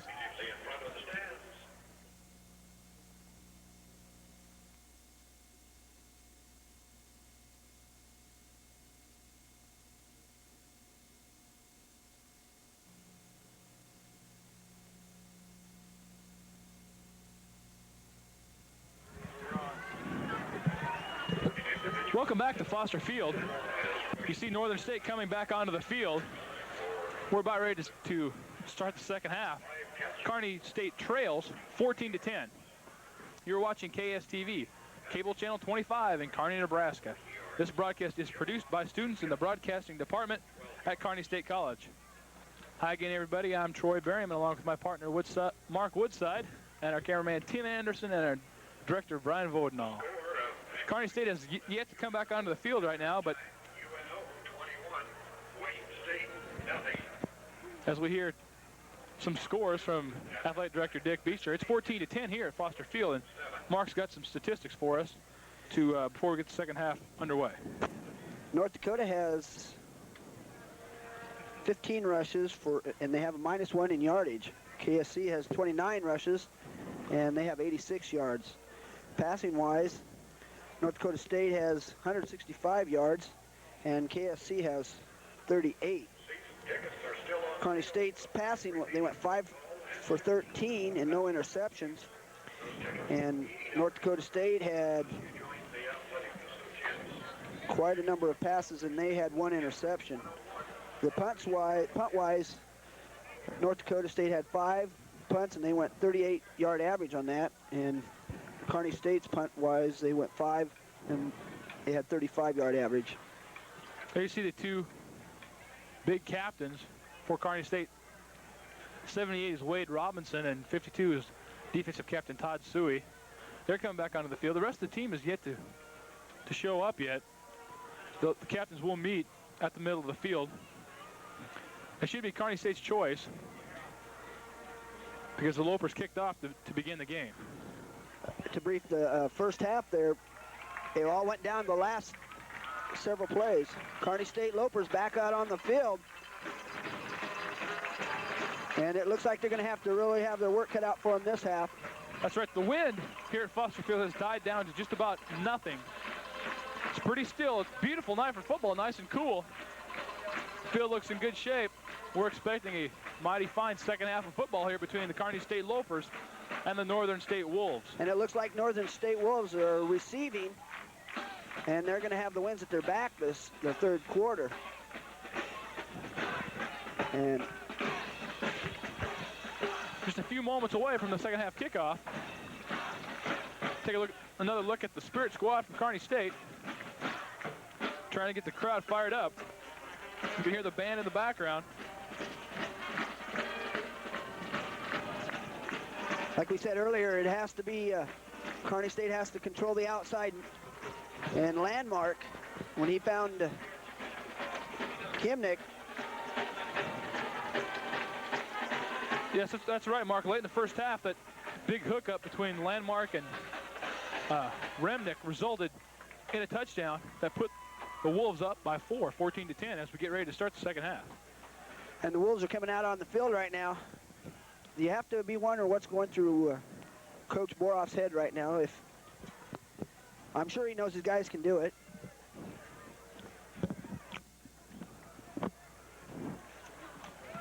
And just took one letdown by the KSC defense, and Northern State capitalized on it. And it has to be going through Lyons' head too, because he doesn't want that to happen again. That's right, Kimness has burned him a couple times. Lyons has been working real hard in the defensive secondary. But Chemnitz is a good receiver, and we said Landmark is the leading passer in the nation coming back this year. He was fourth last year. The top-rated passer coming back. There to take you through the second half, play-by-play wise, here's Mark Woodside. Okay. Darren Gruholtz getting ready to kick off here at the start of the second half. And he approaches the ball. It's a nice high kick. It's going to come down about the 10. Taken by Scott Hagan. And he's backed up by number 88. Jeff Essman. Essman's a backup tight end. Was the first one down the field, so Hagan only got about 6 yards on his return. Northern State behind quarterback Jason Landmark will start at their own 24-yard line. And they come up to the ball. Landmark's looking over the defense. Gets down there. Lions moving up, pulls back. Landmark's back to pass. Over the middle. Complete again. That's Hanson, I believe. Yeah, it was Hanson. Hanson came across the middle. Came across the middle, a nice pass. A bullet fired in there by Landmark. Number 2, Scott Baker on the coverage. He makes a tackle.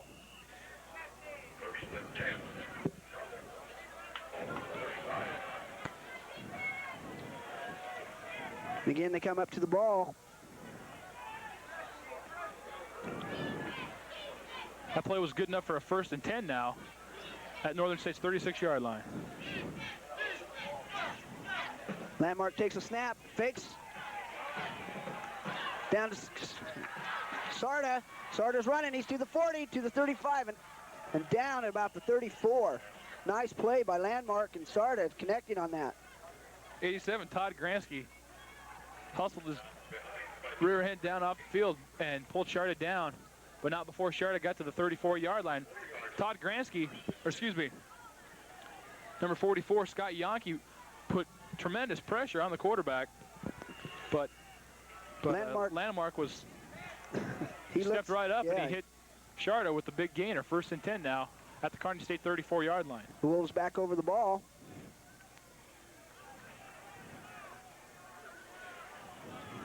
4-3 defense employed by Kearney State.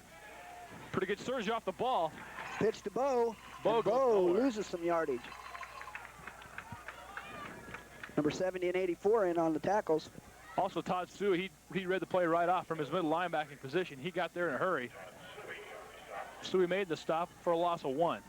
This is exactly what Kearney State did not want. They wanted to stop Northern on their first possession. They wanted 3 downs and out.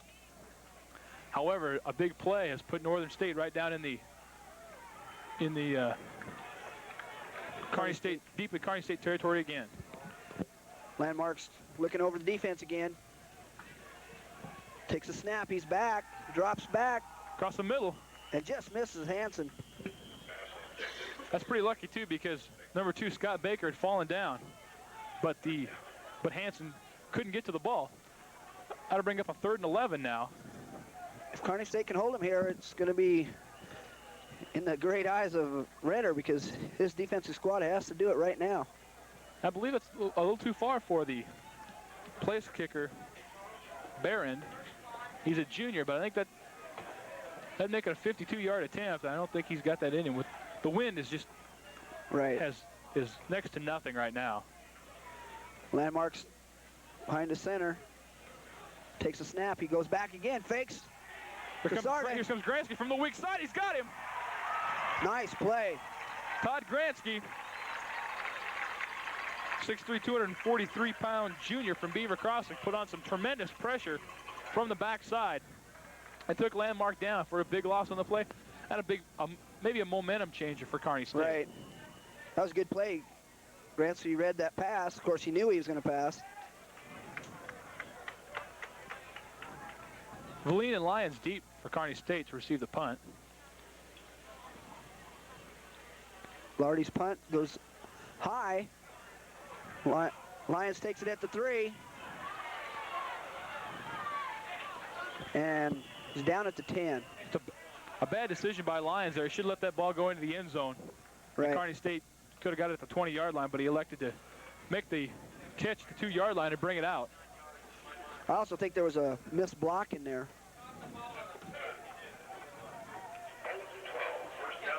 In any event, 1st and 10 for Kearney at their own 12-yard line, Mark. Kearney State comes up the ball this time. Hurt comes up.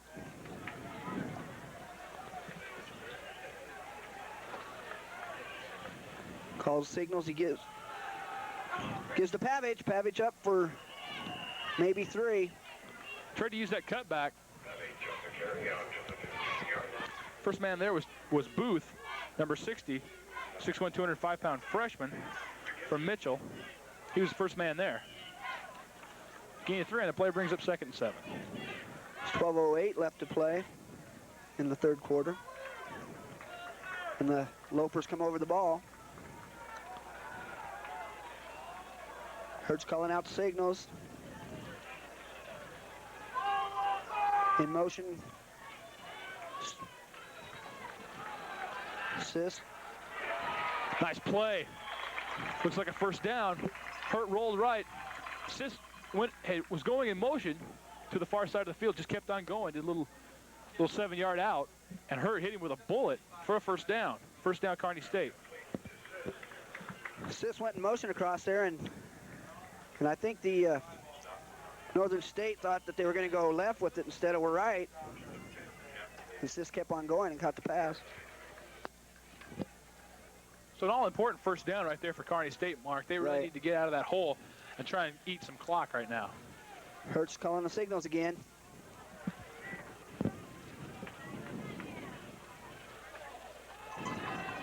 Fakes over to Sis, and Sis catches it, but didn't make many yards on it. I tell you, number 41, Wayden McKittrick, read that play well. He dove for the ball, couldn't quite pick it off, and Hurt is lucky to get that one back.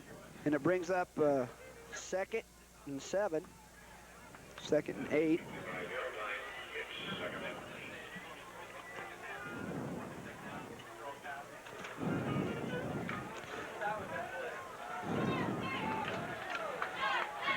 Second and 7 to 25. Hurts calling signals again. He pitches back to Pavic. Pavic cuts, and he's down at about the 29. Pretty good run there by Pavic. Good support by number 33, John Sarda, the linebacker. He came up real well, played off a block by one of the linemen, and came up to make the tackle. And they mark it at the 28.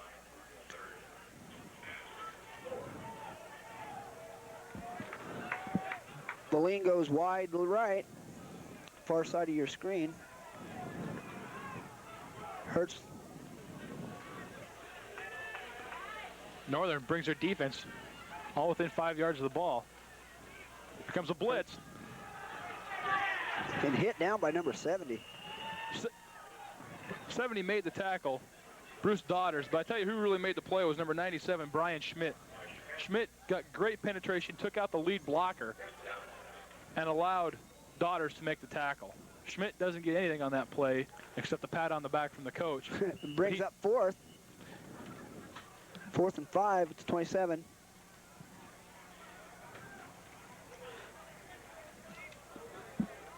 Goes the punt.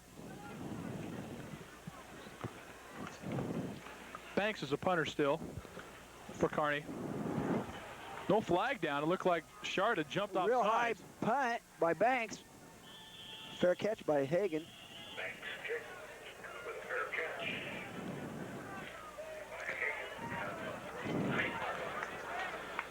So Northern State will start in great field position. They'll start at their own 49-yard line. KSTV, Cable USA, and the Kearney State Athletic Department would like to thank the Palm Garden Lounge, El Charro del Norte Restaurant, Misco Sporting Goods, Nick's Euros, and Platte Valley State Bank and Trust for all their help in bringing you this KSC football game. Landmark over the ball. Hands off to Sarda. Sarda stacked up. 2 Kearney State players met him at the line.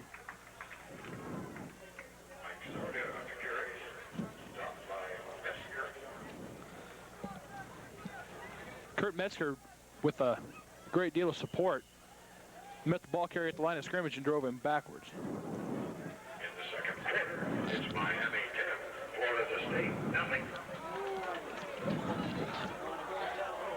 0. 8:42 to go here, third quarter.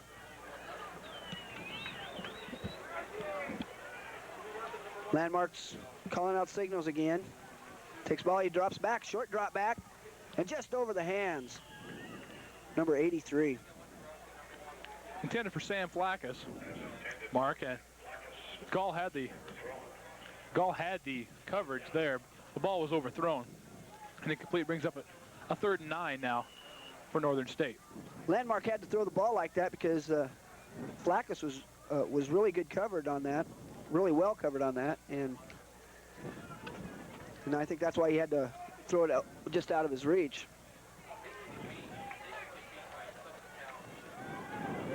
Landmark's up, looking over the defense. Points to his split. Drops back, he throws. He's got a man, and he trips up. Ooh. He wants a flag. Darren Ferner wants a flag, but he's not going to get one. They're going to say he merely tripped over the defender's legs. Ferner looked like he had a good shot at that ball, too, if he hadn't tripped. And Conrad was right there, Rusty Conrad. He was back deep for the Lopers. Again is Valine and Lyons. So Kearney State comes out of that again. Northern had great field position, couldn't do anything with it. Now they're going to get the ball back. Hardy punts again. And Lyons lets it roll this time. Is it going to go? It's inside the 5, down to the 2. And it's downed by number 97 from Northern State. Another mistake on the punt return team. Lyons has got to come up and make a fair catch and save the Loper some valuable real estate. He didn't, and Northern makes the Loper start on their own 3-yard line. This game has been brought to you in part by the Fireside Inn, Molly's Motorworks, Frontier Liquor, Bogart Supermarket, Copperfield, and L&J's Home and Appliance Center. KSTV, Cable USA, and the Kearney State Athletic Department would like to thank these businesses for their support. Hurt brings his team up deep in his own territory. The 2, he's turned out, hands to the fullback.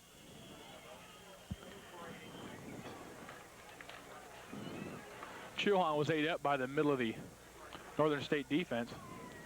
He gets a pat on the head by number 60, Tony Booth. Booth and Chilhan have been butting heads all night. All night. One of Chilhan's assignments, I believe, is to try and get a piece of Booth on his way through. Booth is the nose guard tonight. And when Chilhan leads the tailback through the hole, he probably tries to get a good shot in on Booth. Lining up again at the 5 or 6 seconds. 6 at the 6. There's a snap. It's to Mosley. Mosley's carried, by McKittrick. McKittrick and Pat Rettle. Rettle, a 6'2", 245-pound defensive tackle, just threw Mosley down. He did. And it was a loss of yardage, too, about a yard loss. Makes it third and about 7 from the Kearney State 5-yard line. We'll see what kind of magic Gary Hurt can work to get his team out of this big hole.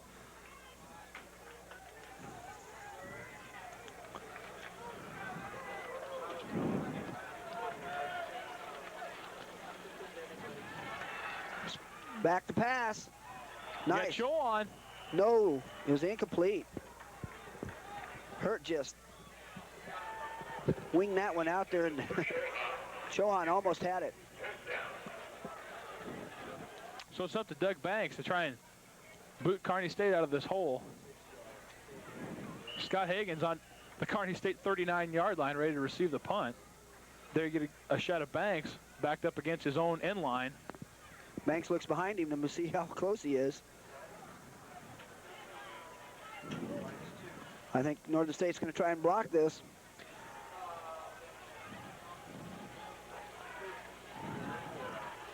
There's the punt by Banks. It's high. It's going back.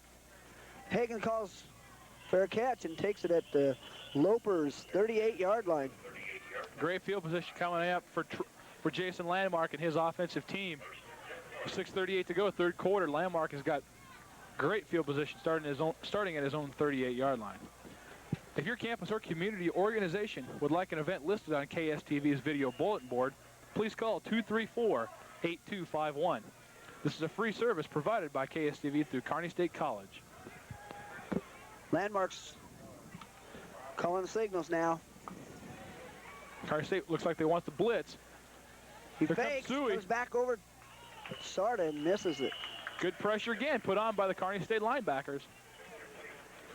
This time number 46, Brent Bauer, came floating in and made Landmark rush his pass out into the flat. Landmark had a short drop back that time, and I believe that's why he hurried his pass.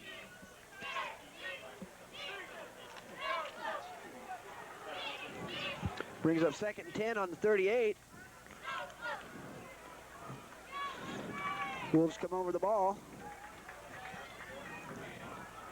Kearney goes into their 5-2 defense now.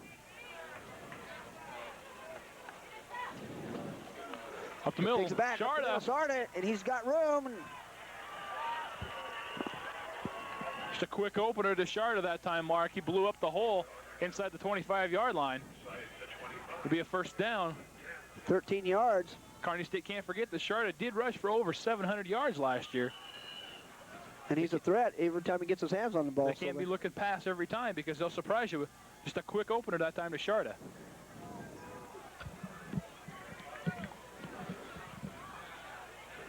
Northern State back over the ball. 1st and 10 on the 25. Landmark calls it out. Pitches back to Sarda. He's got a blocker out in front of him. And almost tripped up, and he's handled by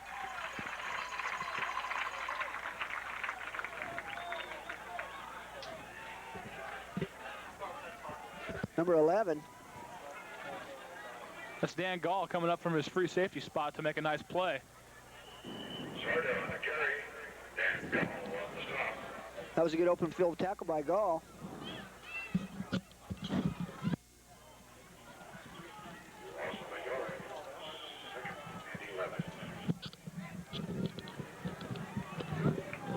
Brings up a 2nd 11 now for Kearney State.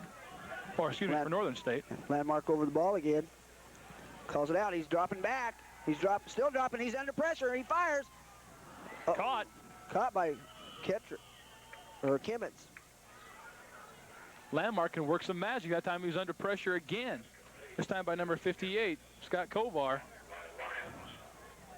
But he still managed to get the ball off. So they made 7 yards on that play. And it always seems like Chemnitz is the one to get his hands on the ball when Landmark tosses it out there. Right. Kovar again with good pressure, but just a step slow. Landmark has got a quick arm and a quick release. Keep your eye on number 15, Chemnitz. It's a big 3rd and 4 play, Mark. Kearney State needs to come up Landmark's with a big back to pass again. Over the, and just misses Hansen coming out from his tight end spot. That's what Kearney State needed right there, Mark. They need a good defensive play. Brings up 4th and 3. And I don't see the field goal kicker coming onto the field.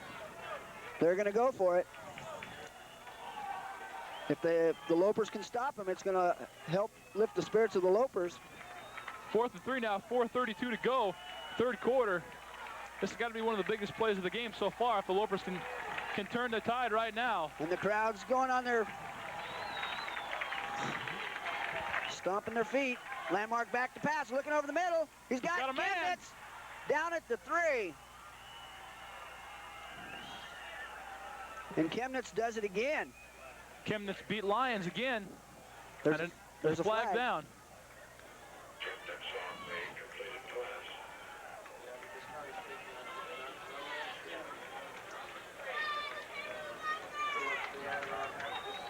Let's see what the flag is. I believe it was a late hit, roughing the passer. Yep, personal foul on Kearney State. So a big completion on 4th and 3. And a personal foul called a boot. We'll give Northern State the ball inside the 2-yard line of Kearney State.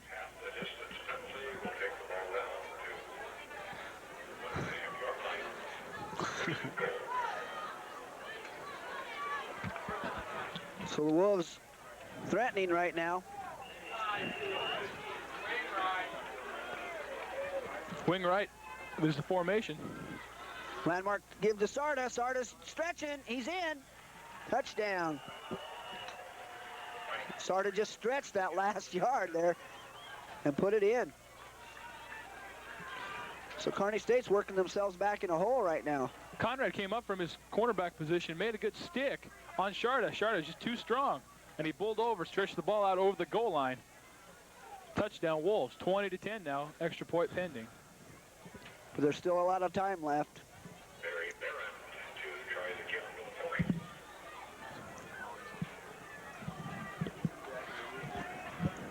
the point. There's a snap, and it kicks up, and it's good. Next school. With 4:17 in the 3rd quarter, Northern State 21. Northern State 21, Kearney State 10. 4:17 left to go in the 3rd quarter. Every Thursday at 5 p.m., KSTV News Magazine will inform you on the latest happenings in the Kearney community and on the Kearney State College campus. That's KSTV News Magazine every Wednesday at 7 p.m.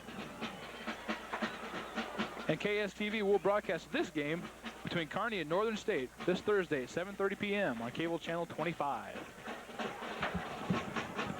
Well, Mark, Kearney State's really going to have some catching up to do now, down 11 points, 21-10.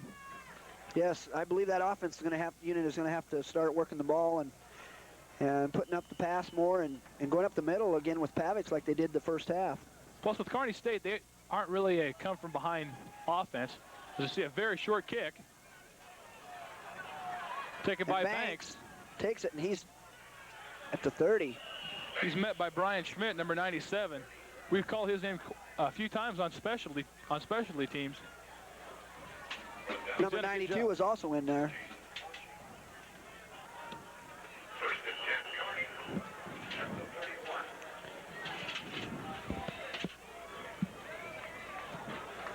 First and 10 at the 31, 4-12.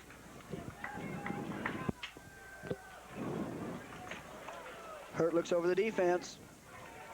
Split. On the far side is Banks and Valine. Hurt back, he's looking. And he throws, it's long, it's going to Banks. He's got a man! He's caught it, what a catch. They'll spot it at the 29. Beautiful catch by Banks. Banks stretched out and just fell right in his hands. Also Beautiful. a nice play by Gary Hurt. Did a nice job getting the ball off and just laid it up there and let Banks run underneath it. I tell you, the defender fell down. If Banks could have got one more step without diving, he'd have scored easily on that play. Right. Big gainer by Banks. Excellent catch. Have to watch that on the tapes. That's one highlight. We didn't see that a whole lot last year. Hurt's calling out signals again. He fades back to pass. Went right through Ryan Siss's hands. Siss just missed it. I think he took his eye off the ball to see where the defender was. It'll bring up 2nd and 10 to 29. Valine comes out with the play. Siss is going to hear something from Coach Boroff, I think. You'll notice, if you look real close, and you'll see the Lopers don't have the emblem on their helmets yet. Valine split wide to the right. Hand off to Mosley up the middle. Mosley's got some room, and he takes it to about the 23, or excuse me, the 18. Nice play by Mosley. He had a hole there, and he went with it. Mosley is so short he can maneuver in those offensive linemen, find the hole he wants to get, and spurt up the middle. The play was good for a first down, so with 3.5 minutes to go, third quarter, Kearney State is threatening, and they need to get 6 out of this. There you see the big offensive line that Mosley is running behind. Hurts calling signals again. He's looking it over. He goes back, he fakes. He gives to Chohan. Chohan up, takes it down to the 12. Kearney State doing what they like to do best. They open it up with the big pass play, and now they're grinding it out. 4, 5, 6 yards a crack. That brings up a 2nd and 4. That's what Kearney State likes. Mosley, the tailback, number 21, just 170 pounds, 5'7", runs a 4.3 handheld 40-yard dash. That is quick, ladies and gentlemen. Hurts calling the signals again. He fades back. He gives out to Mosley on a draw play, and Mosley is stacked up at the 10. Mosley on the carry. Nice play by the defense. Touchy on the stop. Mosley got about 2 more to bring up an all-important 3rd and 2. I know Kearney State would like to get this so they don't have to settle for the field goal. 3rd and 2 from the Northern State 10-yard line. Out of the huddle now. Minute 54 left.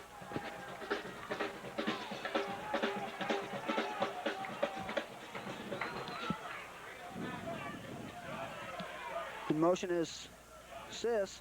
Pitches back to Mosley. Mosley's caught. Down by Sarda. Sarda caught Mosley in the backfield. John Sarda, the linebacker, was coming all the way. As soon as he saw Hurt pivot and pitch to Mosley, it was all over Mosley. So it brings up 4th and 3, and I believe we're going to try for a field goal. I see Garholtz. It'll be a 35-yarder. This is within his range. He can make these. Kearney State needs this. Reduce the deficit to 8 if you can knock it through there. Flag on the play. And it's through. The kick is up and good. No good. We'll have to see what the flag is. He pushed it off to the left. No good, but there is a flag on the play. It went through those brand new uprights, it looked like, from this angle. But the referees down there on the field said no. Penalty will go on Northern State. We'll see if we can see what the indication is. There you see the referee talking with 78, Wade Robinson.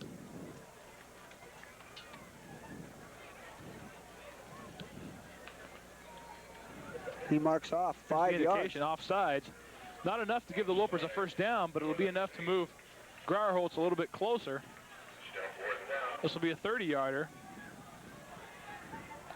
4th and a long 5.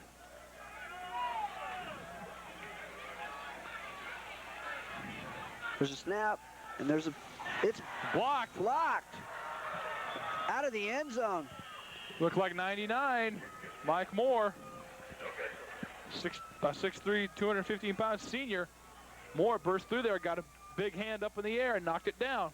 So the Lopers come away empty. And with 48 seconds left in the third quarter, still trail 21-10.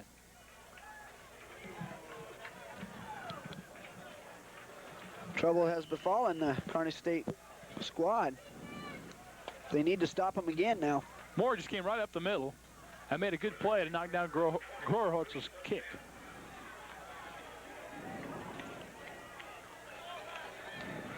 Northern State at the line again. Looks like the same defense for the Lopers. Right, Landmark's back to pass. No pressure. He throws.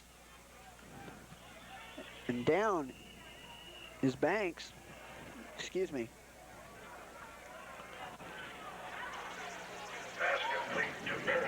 Boa, that's number 20, coming out of the backfield. Suey was on the coverage. Boa's knee did touch at the 24-yard line. That'll bring up 2nd and 6. Boa had a lot of room to run, too, on that, if he hadn't gone down on the knee.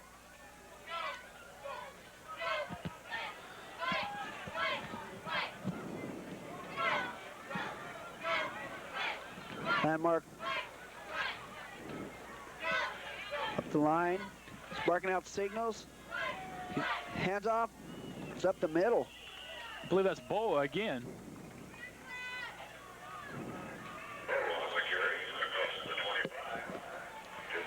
Boa got out to the 26-yard line as the quarter ends.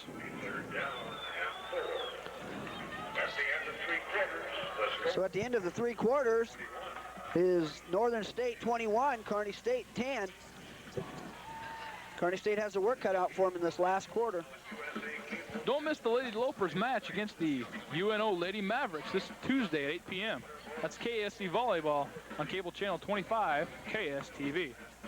And September 20th, KSTV presents a program produced by the KSC Art Department entitled What I Love to Draw. It will feature animated cartoons done by KSC art students. That's September 20th at 8 p.m. Okay, Mark, what does Kearney State really have to do to get back in this ballgame? Well, like I say, they have to contain the outside again. They're letting that go with Landmark's passes. They shut it down the first half until the last minute of the first half, and they relaxed and lost it. And that's what they're going to have to do again. The defense is looking good, but they're just letting those one plays go, and they're giving up 30 yards on them. Landmark's looking over again. Kearney State defense up and ready. Back. Landmark's back. He's over the middle. Intercepted. There goes Gall. Gall's around the corner. One man to beat. He's out of bounds. He's out at the 10-yard line. They spotted it to 10. Great play by Dan Gall. He saw the tip pass. You work on that every day in practice. The coach throws the ball, it's tipped, and you have to go get it. That's exactly what Gall did. And he didn't just catch it. He got it in his grasp, and then he took off around the left side, scampered down the sideline to the 10-yard line. It's just the kind of the break. This is just the break the Lopers needed to start the fourth quarter. They have the ball 1st and 10 at the Northern State 10-yard line. Hurt brings his offense to the line. Back, he hands off to Mosley. Mosley buries his head and gets about 2.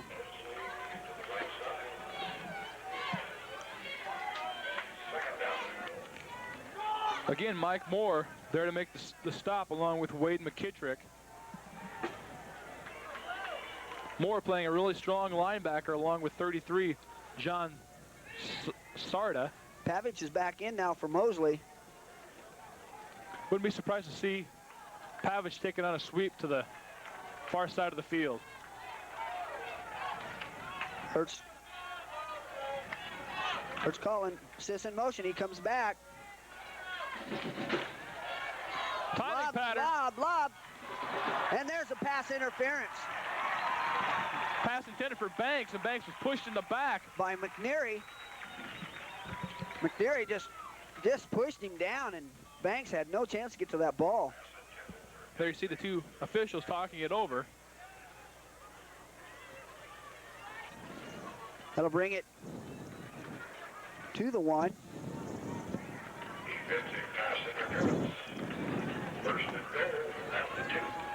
At the 2, excuse me. When there's pass interference in the end zone, ball comes it back at the 2. They bring it out to the 2-yard line, so the Lopers in pretty good shape now. They want to get those all-important 7 points. 21-10 right now, Northern State leads. Exactly 14 minutes to go in the final quarter. Thayer comes in for Bank. And the Lopers line up over the ball. Hurts looking over the defense. There's a snap. Back gives to Pavic, and Pavic is stacked up at the 2. 97, Brian Schmidt with his legs, with his arms all over Pavic. Pavic didn't make too much on that.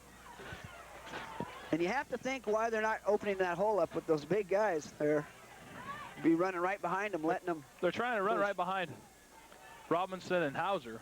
They didn't get the job done that time. And the clock is Kearney State's enemy right now, 13:30 and counting. Sis is split wide to the left. Handoff to Chohan. Chohan couldn't get in there either. Nowhere. They just have a solid line wall there. Nowhere for the Lopers to run to. Sarda and Moore again led the charge. Also there, 97, Brian Schmidt. And if you'll notice, after every play, all 11 Northern State players are around that ball.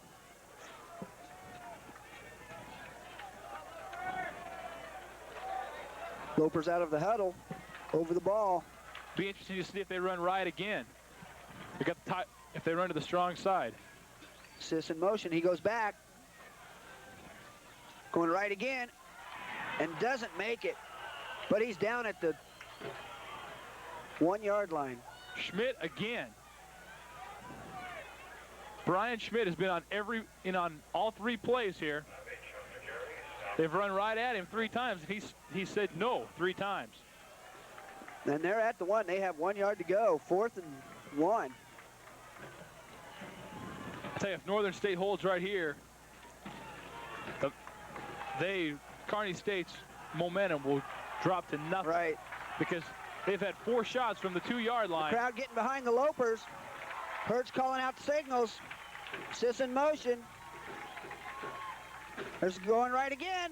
He's in. Touchdown. Nice play by Chohan. They ran to the right side 4 straight times. This time they got the job done. Scott Chohan punches it in from 1 yard out. The Lopers are right back in it. It's 21-16. I see most of the offense staying out onto the field. It'd be interesting to see if Coach Boroff decides to go for 2. It's 21-16 right now. A 2-point conversion would make it 21-18. Do you see Grauerholtz out there, Mark? No, I don't. Hurt stayed on the field, so I'm sure they're going for it. They are. Mosley's the tailback. Chohan's the fullback. Here we go. It took them 4 downs to go 2 yards. Let's see if they can do it. Hurts calling the signals. Banks in motion. They're going to throw for it. He's got a man. Lee in the corner of the end zone. Lee yes. Gets the PAT. A nice throw from. Nice play. From Gary Hurd. He had Lee wide open from his tight end position. Lee just did a 3-yard out. He was all alone, and Hurd just floated up there into his hands. Well, we've got a 3-point ball game now, Mark. Yes, if the Lopers can get close again, and if they can tie it up with a field goal now. The interception by Dan Gall set the whole thing up. Gall picked off a tip pass at the 35 and raced down to the 10-yard line. A pass interference call set the ball at the 2-yard line, and 4 plays later, Scott Chohan punched in from 1 yard out. And then Lee's 2-point conversion catch made it 21-18. Grauerholtz getting ready to kick now. There's the kick, and it's high, and it's going deep. It's in the end zone. And Hagan lets it go, rolls it out. Lopers are fired up now. Garholtz will get some congratulations as he comes off the field. He really booted that one.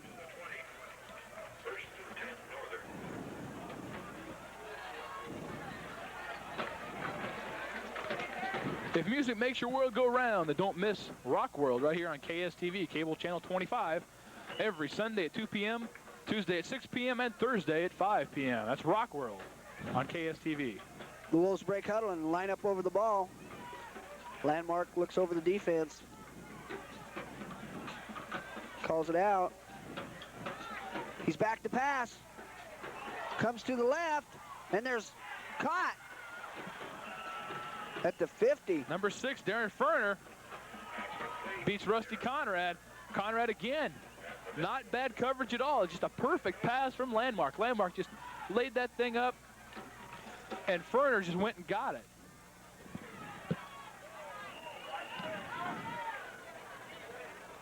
Big play that puts the ball in Kearney State territory, just inside the 50-yard line. Kemet split to the right, far side of your screen. Landmark looks over the defense.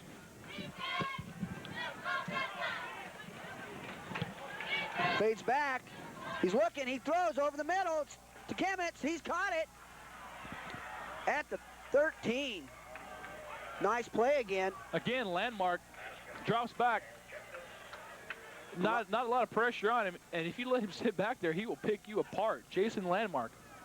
Caught Lyons again, but Lyons was right there. He was on the play. Not a bad play by Lyons. So all of a sudden, you can hear a pin drop here at Foster Field. The crowd, which was just so fired up about 45 seconds ago. As the Wolves is just threatening again. Landmark really gets those guys going on that field, doesn't he? First and 10 on the 13. Kemet in motion. Landmark hands off to Sarda. Sarda up. Ended for a yard. Not a whole lot there for Sarda. Mike White was the first man there. Also there, Scott Yonke and Todd Suey. Brings up a 2nd and 9 now for the Lopers. Lopers really need to keep the Wolves out of the end zone. A field goal does not kill the chances for Kearney State. A touchdown would put them 10 points behind with 10 minutes and counting to go in the ballgame. And as I said earlier, Kearney State is really not a come-from-behind team. This is up to the defense now. Landmark looks it over. He's back. He's passing again. He's rolling to the right. He's under pressure. He throws in incomplete and out of the arms of Kemet again. Yonke and Kovar were two men putting pressure on Landmark, and Landmark got dumped after he threw the ball. Luckily for Kearney State, it was short and incomplete. Clock stops with 10:08 to go. Northern State now is a 3rd down and 9. Lyons again was under pressure on that. They're really working him over tonight.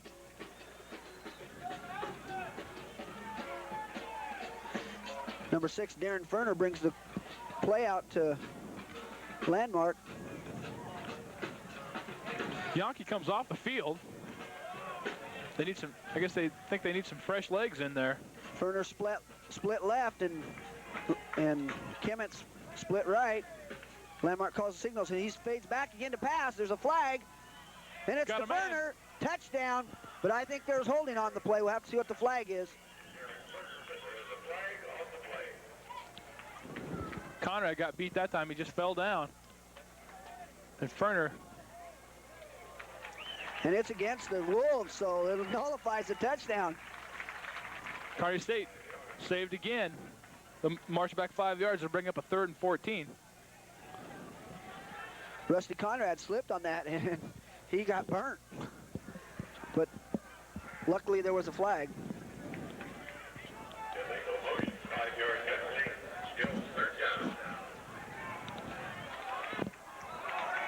3rd and 14. We'll see if the Lopers can get some pressure on Landmark. Landmark's up to the line again. He looks over the defense. Fades back. He's looking rolling right. He's looking for over the middle to Hansen. Hansen down at the 2. They'll spot him at the 1. Hansen went up for that ball and brought it down with him when he came down. Good enough for a first down, too. So now it's Kearney State's turn to see if they can pull off a goal line stand like Northern almost did. First and goal from the 1-yard line. On that play, Landmark just rolled and was hoping one of his players would get open. If you noticed that to be a good quarterback, you're going to need some good receivers, and he's got 2 of them in Kimmets and Hansen. Over the line, hand off to Sarda, and he's in there. Sarda takes a 1 yard into the end zone. Makes the score 27-18 with 9:32 to go in the ball game. Kearney State will have to get regrouped. Their offense is going to have to take it to them on the next possession. Number 4, Barron is setting up for another field goal. Point after. And if he misses this, Kearney State still has a chance. With 9 minutes left to go. No good. He missed it. So the score remains 27-18. Kearney State trails by 9 points with 9:32 to go in the ball game. If you believe a picture can tell 1,000 tales, and KSTV has the show for you.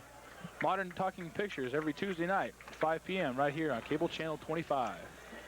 And don't miss the Claire Boroff Show every Sunday at 4:30 p.m. and Thursday at 7 p.m. Coach Boroff and the KSTV staff take an in-depth look at the ins and outs of KSC football. The Claire Boroff Show every Sunday at 4:30 and Thursdays at 7. Kicking now for Northern State, number 56.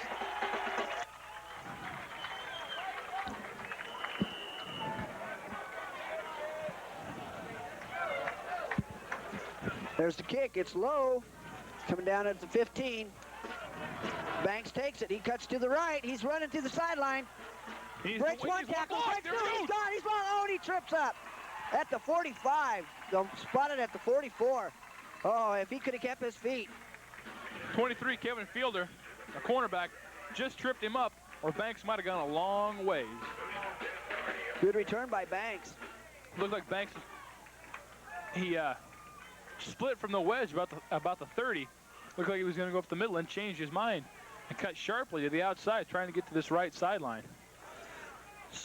Split right is Banks. Hurts back, fakes to Pavich. He throws, it's long, it's caught. Caught by Valine. Valine at the 40 or 35 of Northern State. Nice play by Hurt. Little play action fake there by Gary Hurt. He rolled out. Nice play by the left tackle to pick up the blitzing Northern State linebacker.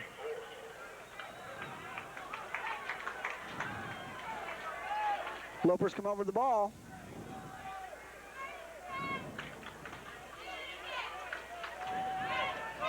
Calling out the signals.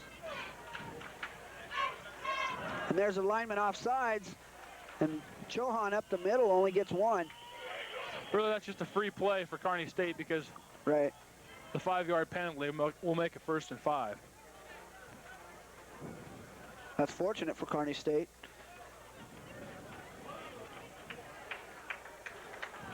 They'll move the ball 5 yards forward, make it 1st and 5 at the Northern State 28-yard line. When you aren't watching KSTV, tune your radio to 91 Kick FM and listen to KSCV. KSC features area news, weather, sports, and an interesting blend of contemporary music. That's KSCV 91.3. And right now you're watching KSTV, Cable Channel 25 in Kearney, Nebraska. This broadcast is produced by students in the broadcasting department at Kearney State College. Loper's back over the ball. First and 5. Hurt back to pass. He's under rush. He's open now. He throws to Banks. Banks catches it in a crowd. Nice catch by Banks at the 13. Banks kept his eyes on the ball the whole time. He knew he was going to get drilled. 41, Wade McKittrick. And I believe it was number 1, Scott Hagan, just sandwiched Banks. Banks kept his concentration well and hung on to the ball. We'll give a little credit to Gary Hurt, too, who kind of threaded the needle. Banks isn't that tall. Oh, Banks is just a little guy. Okay, the line up in I formation. Hurt's barking out the signals. Sis in motion to the right. Gives it to... There's Pavich. Pavich in for the touchdown. Trevor Pavich, a 12-yard burst around the right side. And I tell you, Kearney State's going to have some offensive fireworks, it looks like, this year, Mark. Yes, it does. Pavich reminds me so much of an old Kearney State runner named Luke Van Meter. Van Meter, of course, holds a lot of Kearney State records. Yes, he does. And Pavich, that time, took the ball into the end zone. This time they're going to kick it. I see Garholtz out there. So the Lopers are back in it now. They got to see if they can shut down. See if they can shut down Mr. Landmark. Pull it within 2 if Garholtz makes this.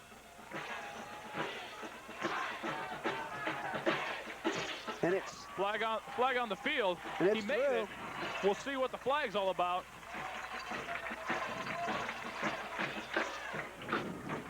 I believe they were pulled off sides again. No, it's illegal motion on Kearney. We'll just have to try it again, but it's not out of Garholtz's reach, though. No, so. Mark, this is a big extra point, too, because yes, it is. With Northern missing their extra point, if Kearney State makes this one, I'd like to score 27-25. A late field goal could win it for KSC. Kearney State still has time now to pull this within reach. Their defense is going to have to work, though, and shut down Landmark. All important extra point here. Garholtz setting up. There's a center, and it's over, and it's through. Garholtz has got some pretty good range. He gets that ball up in the air quickly. All of his extra points have gone over the upright. He cleared it that time about 30 yards through it. Clear on the track. Brings the score within 2 now. Northern still leads, but Kearney State has cut it to 2, 27-25. And we've still got 8:04 to play in the ballgame, Mark. We've got a lot of time left. A lot of time. KSTV, Cable USA, and the Kearney State Athletic Department would like to thank the Palm Garden Lounge, El Charro del Norte Restaurant, Misco Sporting Goods, Nick's Euros, and Platte Valley State Bank and Trust for all of their help in bringing you this KSC football game.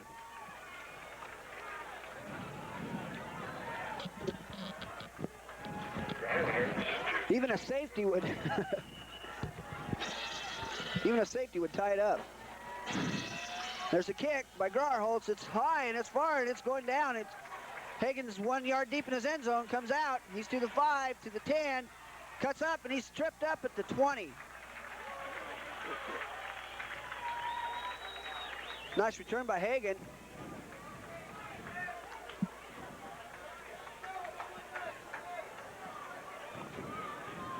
Brought down by number 28, Greg Smith, a 6'2", 202-pound sophomore from New York. Made a pretty nice stick on Hagen. And I think there's a flag on the play. It's a clip, I believe. It's on Northern State. It's going to put the ball deep in Wolves territory. The clip occurred around the 16, and it goes half the distance, so it puts it at the 8.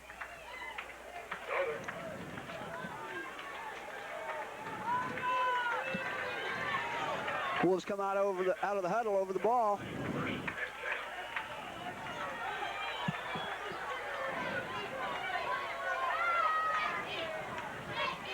Landmark barks it out. He fades back to pass again. He's looking for Kimmets. Kimmets cuts back, fakes out Lyons, and out of bounds at the 32. He did. He faked Lyons out of his Lyons thought Kimmets was going deep again. He got Lyons turned around. Kimmets just stopped, did a little button hook for a big gainer. 24 yards up to the 32-yard line. Kimmets has got Lyons' number. Lyons is going to be seeing number 15 in his sleep tonight. I think he's going to see Boroff, too. That hurt the Lopers. Landmark back up. 2 men to the left.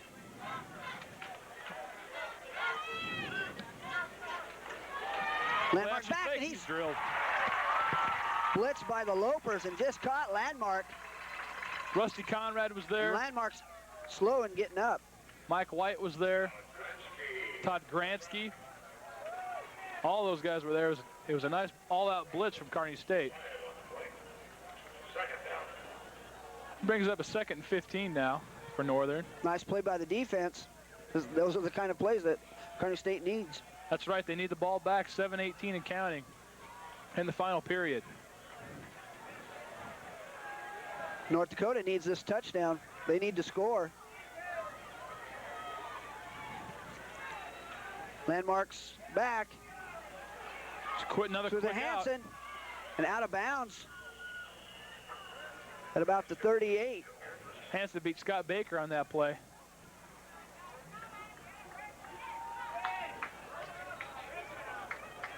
Kearney walks off. Just a 5-yard simple out pattern by Hansen to bring up a 3rd and 10. Big play for the Lopers. 3rd and 10.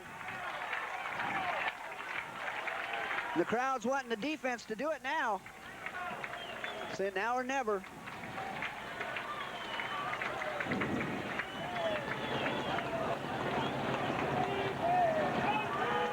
Big play for Kearney State here. 2 men split to the left. Landmark back to pass. He's under rush. Screen. And Hansen drops it. Big rush put on again by White, number 70, and number 46, Brent Bauer. They were in Landmark's face.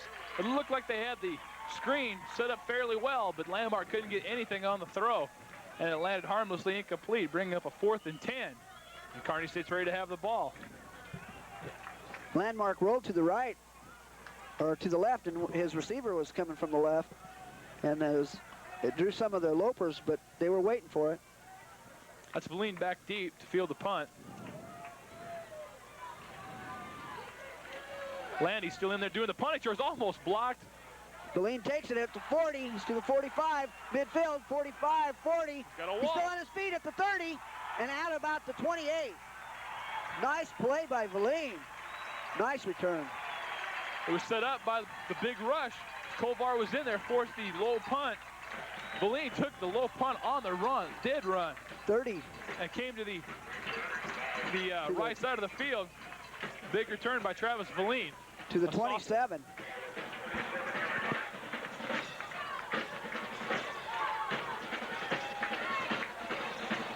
A 23-yard return. Nice play. Lopers over the ball. Hurt barking out the signals. I formation. Hands off to Scott Chohan that time. Northern still employing that 5-2 defense with the 5 down linemen. Sometimes the end, Mike Moore, backs off into a linebacking position. Valine comes in with the play, sends Banks out. Lopers really kind of want to chew up some time here. We have over 6 minutes to go in the ballgame. And the Lopers really need to use some clock right now. Sis in motion. There's a pitch back to Mosley. Mosley's got some room, and he's quickly covered by the Northern State Wolves. Again, Mike Moore, number 99, all over the field. Also, Kevin Fielder came up from his cornerback spot to help out. Brings up a 3rd and 3 now for Northern State.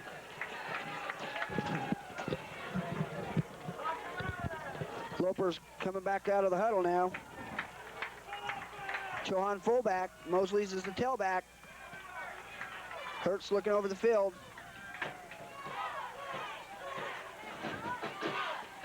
Pitch back to Mosley again. Mosley's looking for room, and he close to a 1st down. Yeah, it's going to be close to the 1st down. They might have to measure to see. Chohan did a really nice job of picking up the blitzing linebacker. A nice job clearing the way for Chuck Mosley. trying to decide if it's first down. They're going to call the chains over.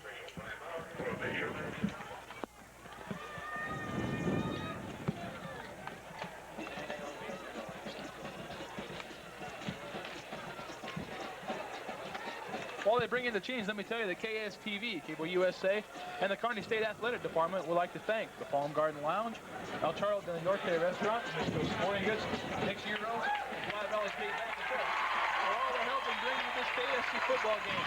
First down for the Lopers, Mark. Yes, and you heard it from the crowd.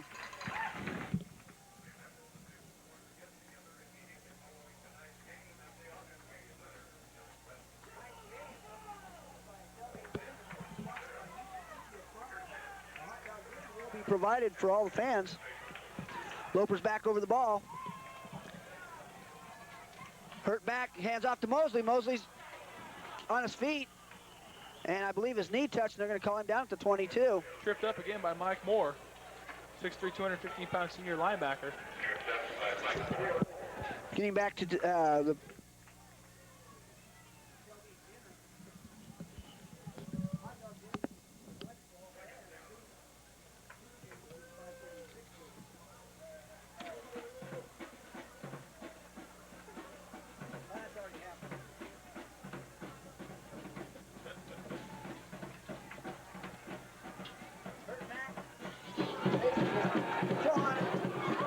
It's Shohan. That same little pattern again, Mark. Shohan fakes through the middle and goes out into the flat. Hurt hit him for the third time this game. Brings it down to the 12-yard line. Kearney State threatening again. 4:22 and counting to go. Sire was on the stop that time. Sire just lowered his shoulder, hit Shohan, right?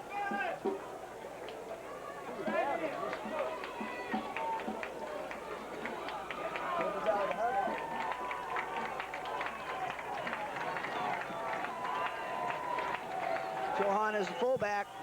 Pavich is the tailback. Fake handoff to Pavich. Over to Shohan again. Shohan down to the 4. Shohan again. Little pass out in the flats. The fourth time that's worked now. Hurt hits Shohan with the pass again. He's knocked out at the 4-yard line. Good enough for another first down. It'll be first and goal now from the 4-yard line. Banks in with the play, gives it to Hurt.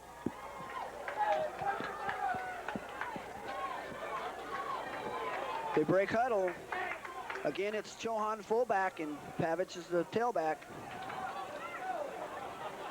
5-man front. Sis in motion, cuts back to the left. To Pavich. Pavich is trying to find a hole. Makes it down to the 2. Looks like Fielder came up again, along with number 97, Brian Schmidt. They teamed up to make the tackle.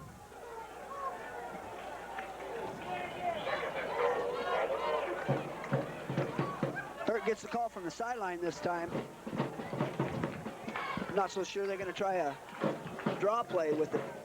I know, a 2:56 and counting. This is what the Lopers wanted to do. Use a lot of clock and try and stick the ball in the end zone. Second and goal from the 2. Hand off to Shohan. Shohan's fighting it. He's in there. Touchdown.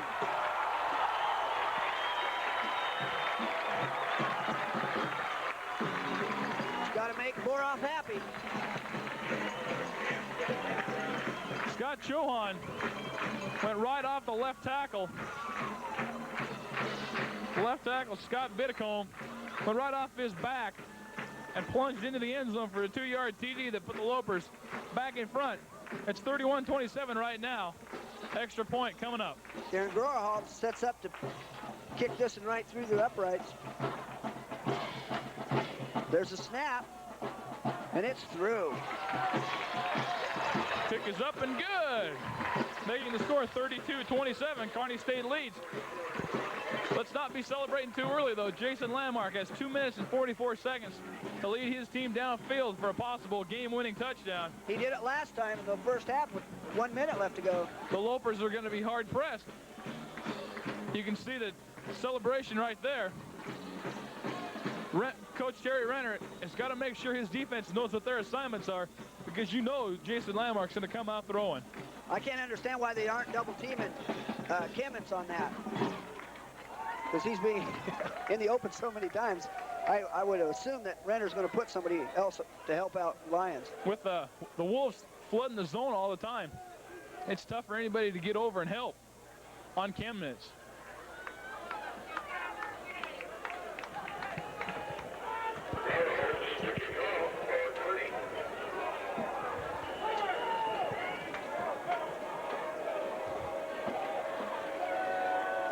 Approaches the ball. Nice kick again. And he bobbles it into Hagen, downs it.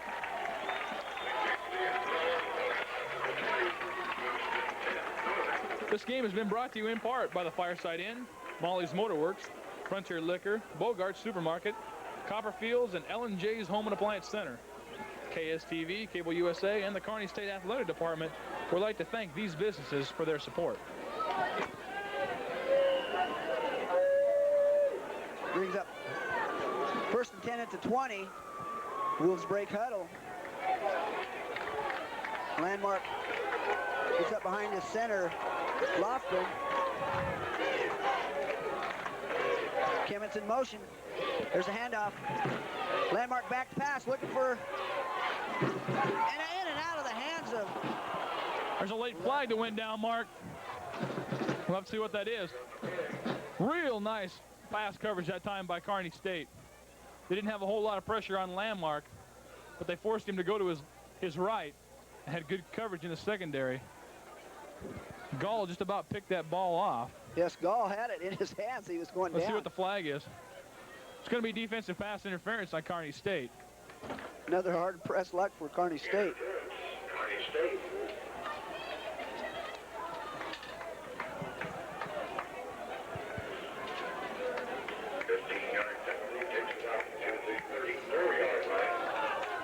And again, Landmark likes these situations, so he's going to be looking for Kemet split left. There's a snap. Rolling to the left is Landmark. In and out of the hand. Again. Pass intended for Hanson. Number 2, Scott Baker, was there trying to pick the ball off the grass, but he just couldn't. Baker saw that pass coming, that lob, and he was trying to beat the receiver that time.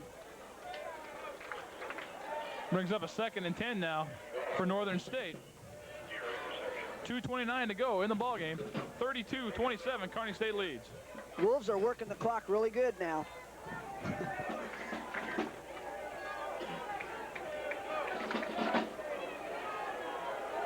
Kemet split left. Brenner split right. Or Ferner, excuse me. Landmark's back to pass again. Intercepted. It's picked off by Baker. Baker to the 50. He's down at the 47-yard line of Northern State. Look out. Scott Baker got back in his zone. He was looking right in Jason Landmark's eyes. He saw the ball coming to him. He was in great position to make the play, and he did. Lopers take over with 2:18 to go in the ballgame. There you see, hero for the moment, number 2, Scott Baker, being congratulated by his teammates. Now we'll see if the Loper offense can grind out a couple first downs and put the caps on this game. Baker stepped right up in front of Ferner and grabbed that away from him. And I think Hanson got the tackle on that. Northern State does have all 3 of its timeouts left. So the Lopers will have to grind out a couple first downs to keep that clock rolling. Pitch back to Mosley. Mosley's coming to the right. He has a hole, and he's to the 34. Nice play by Mosley. Nice play by Mosley, running around the right side again. Mosley got 12, and that just keeps the clock running.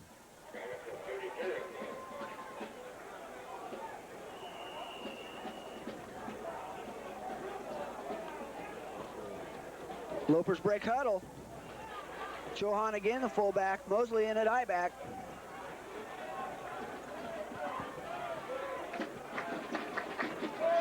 Five men down for Northern State. They're blitzing. Handoff to Chohan, and he gets about 3. Chohan fell forward for about 3 yards. Northern State quickly calls timeout.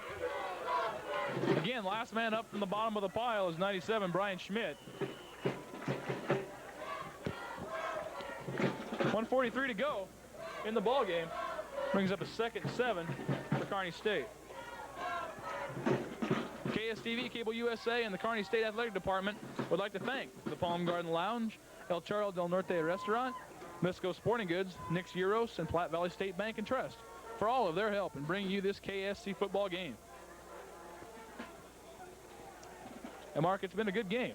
Lots of offense, and we expect a lot of offense from Northern State. And I really expected a low-scoring game. I thought it would be Northern State's high-powered offense running into Kearney State's tough defense. And then Kearney State's defense not doing a whole lot either. I thought more like a 14-10 game. They proved me wrong. Kearney State, I underestimated Landmark and his passing capabilities. He's thrown the ball real well tonight. And the Kearney State offense has risen to the occasion after a couple nice defensive plays like that, both interceptions. And they've had some fine running by Pavich and Mosley, and Hurt has thrown the ball well again tonight. Loper's back over the ball. Again, Hurt calls out the signals. Mosley at I-back. There's a snap, pitch back to Mosley. Mosley tripped up, gets to the 30. Quickly, Northern State calls another timeout. Minute 37 now to go in the ball game. And speaking of quarterbacks, Troy, you got to look at Hurt too, because Hurt's done a real good job bringing his team back. He's thrown some real long passes, and as a unit, they're not looking too bad. He's connected on a lot of short passes. I really like that play to the fake to Shohan, who goes to the line and does a little 6-yard out. Right. Hurt's got him the ball 4 times on that same play, and it's helped the Lopers get some crucial first downs.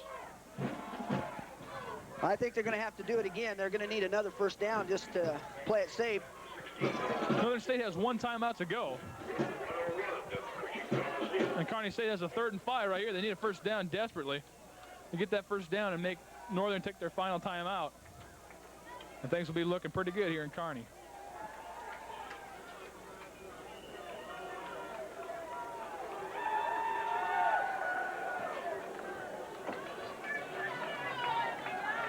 Loper's back over the ball. Chohan fullback. Again, Mosley's at I-back.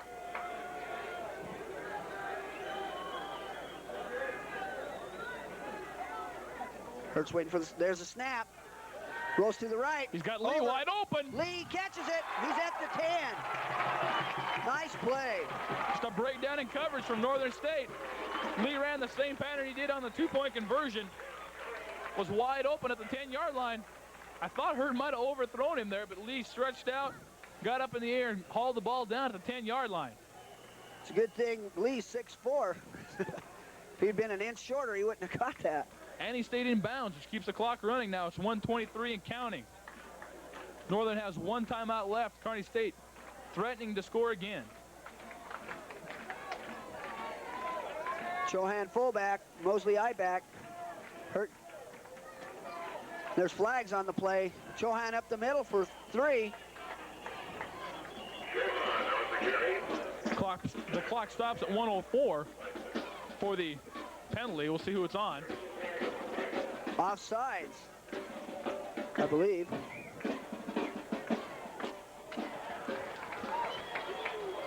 Yes, they call it offsides, Northern State. That's unfortunate for Northern State now. They're in a hole. They have to stop the Lopers. Kearney State's in pretty good shape here, even if Northern State does stop them, force Kearney State to kick a field goal. A field goal would make the score 35-27, put the Lopers up by 8 points.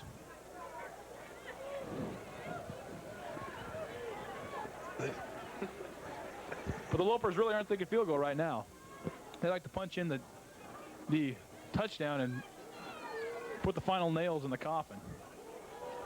There's been a mix-up down there on the field.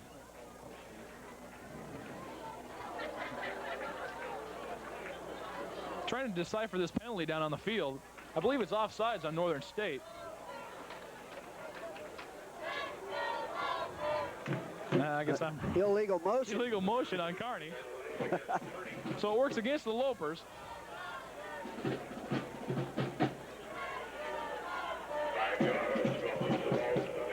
It takes the ball to the 15 now. And first and goal at the 15.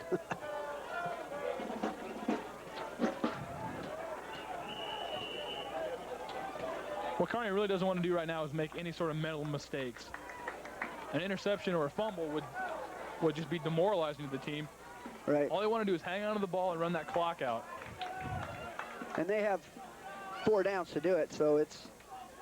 Northern's only got 1 timeout left. Fakes off to Mosley and rolls to the right.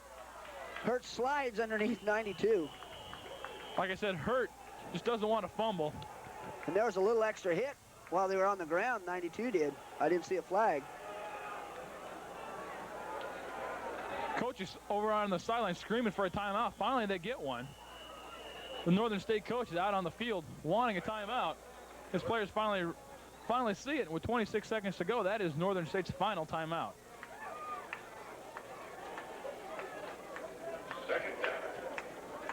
And the whole offensive line comes over to the sidelines.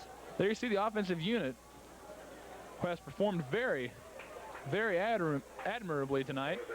Racked up 32 points on the scoreboard, and looks like they will win their first season opening game since 1980. They've gone 7 years without winning the season opener. Tonight looks like it's going to be a different story.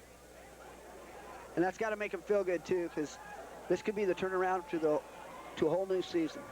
So we give them a lot of momentum going into next week's game in Omaha against the UNO Mavericks at Caniglia Field.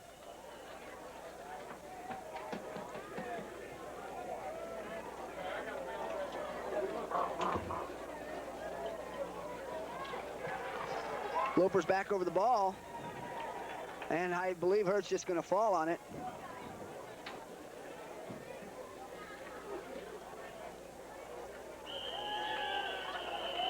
Oh, trying to jump on top of him, and they're going to let the clock run down. Northern State is powerless to stop the clock. Kearney State, after trailing early 21-10, wins this season opening game. 32-27. Players come out onto the field to congratulate one another for a successful 1988 opener. You got to look, though. Landmark really did a good job, even for, I mean, he had the players open, and it was just not the way it was supposed to be. Kearney State did shut down Jason Landmark when they really needed to. Right. That last drive in the 4th quarter. They played awfully well. The defense, although allowing 27 points, played admirably. They played well, and the offense really came to life. I was really impressed with the offense, racking up 32 points. And they had 2 interceptions from Landmark, and that last interception by Baker was, I think, the turnaround, for Kearney State that helped them shut Landmark down. So for Mark Woodside, I'm Troy Berryman from Foster Field. The final score tonight: Kearney State wins season opener, 32-27 over Northern State, South Dakota. Tune in next week for the UNO ball game from Omaha. Good night, everybody. Good night.